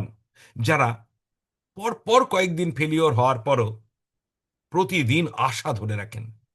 হ্যাঁ, 22টা দিন চলে যাওয়ার পরও আগামী মাত্র 9টা দিন, ইয়েস, 9টা দিন, কাল সরস্বতী পূজা থেকে আরম্ভ করে 31শে জানুয়ারি, 9টা দিনেই যারা টার্গেট করে, 9 দিনে আমি 10টা পলিসি করতে পারি, 9 দিনে আমি 15টা পলিসি করতে পারি। চলুন পলিসি বাদ দিলাম, 9 দিনে আমি 4 লাখ প্রিমিয়াম আনতে পারি, 9 দিনে আমি 3 লাখ প্রিমিয়াম আনতে পারি। ইয়েস, তারাই এমডিআরটি করতে পারে। যারা গোপনে নিজেকে প্রস্তুত করে, তারা এমডিআরটি হতে পারে। যারা রাত জাগে, এখানে রাত জাগার মানে কিন্তু রাত জাগা না, যারা তখন কাজ করে যখন অন্যেরা শুয়ে পড়ে। আমি রাত্রের কথা বলছি না, দিনের কথাও বলছি। আমি তার কথা বলছি যখন অন্যেরা কষ্ট করতে ভয় পায়, তখন রেজাল্ট আসবে না জেনেও কষ্ট করতে যারা সাহস করে, তারা এমডিআরটি হয়। কারা এমডিআরটি হয়? যারা সকলের যে জিনিসটা ছেড়ে দেয়, তারা সেটাকে ধরে রাখতে পারে। কারা এমডিআরটি হয়? যারা সকলে না বললেও সে বলে হ্যাঁ হবে, তারা এমডিআরটি হয়। কারা এমডিআরটি হয়? যারা সবাই বলছে মার্কেট খারাপ, তখন বলে না, এই মার্কেটই আমি কাজ করব। কারা এমডিআরটি হয়? যারা অন্য দিকে চলে, প্রবাহে চলে না, প্রবাহের উল্টো দিকেও চলে। যারা সর্বদা সুযোগ নেয়ার জন্য জেগে থাকে। কারা এমডিআরটি হয়? যারা সর্বদা রেডি, যারা সর্বদা মোটিভেটেড, যাদের মোটিভেশন ভেতর থেকে, যারা মনে করে আমি এমডিআরটি অনেক কারণে হচ্ছি, সম্মানের জন্য হচ্ছি, সমাজের জন্য হচ্ছি, আর আমার পরিবারের ভবিষ্যতের জন্য হচ্ছি, আমার দায়িত্বকে সম্পূর্ণ পূরণ করার জন্য হচ্ছি, আমি আমার কাজকে ভালোবাসার জন্য হচ্ছি। তারা এমডিআরটি হয়। আপনি তাদের দলে। এমডিআরটি হওয়া না হওয়া অনেক কিছুর উপর নির্ভর করে, কিন্তু এমডিআরটি হওয়ার মতো মানসিক জোর রাখা, এটাই তো আপনাকে আলাদা করে দেবে। তাই আজকের জন্য, আগামী দিনের জন্য প্রত্যেককে শুভেচ্ছা জানাই, এবং আগামীকালের সরস্বতী পূজা উপলক্ষে আপনাদের এই প্রফেশনে, যেখানে মা সরস্বতীর বসতি, এবং আপনার পরিবারের সন্তান যারা সরস্বতী চর্চা নিয়েই পড়ে রয়েছে, তাদের সবাইকে জানাই আন্তরিক শুভেচ্ছা। আজ আমরা প্রোগ্রাম শেষ করব, এবং প্রোগ্রাম শেষের আগে আপনাদের মাইক্রোফোন যথারীতি খুলে দেব। আপনারা প্রত্যেকে মাইক্রোফোন খুলে নিন, এবং খুলে নেওয়ার পর ভিডিও যদি খুলতে পারেন খুব ভালো হয়, কারণ ভিডিও লাস্টে একবার খোলার জন্য আমি প্রত্যেককে অনুরোধ রেখেছিলাম। প্রত্যেকে লাস্ট এবং ফার্স্টে অবশ্যই একবার করে ভিডিও খুলবেন। তো চলুন আমরা 9 দিনের একটা মনে মনে সংকল্প করব। যার যেটা সংকল্প সেটা মুখে বলবেন। আমি আমি পুরোহিতের মতো করব। আমি আপনাদেরকে বলবো আমি 9 দিনে, 9 দিনে আমি 9 দিনে বলবো, আপনারা বলবেন এই করব। যেমন আমি একটা এক্সাম্পল দিচ্ছি, ধরুন আপনি 9 দিনে 3 লাখ টাকা প্রিমিয়াম আনবেন, তাহলে আমি বলবো যখন আমি 9 দিনে, আপনি বলবেন 3 লাখ প্রিমিয়াম। আমি 9 দিনে 3 লাখ প্রিমিয়াম। যে 10টা পলিসি সে বলবেন 10টা পলিসি। এইভাবে বলবেন আজকের স্লোগান। তাহলে এবার আমি শুরু করছি। আমি 9 দিনে 9 দিনে প্রিমিয়াম 3 আনবো। লাখ প্রিমিয়াম আনবো। 2 লাখ টাকা 3 প্রিমিয়াম লাখ আনবো। প্রিমিয়াম।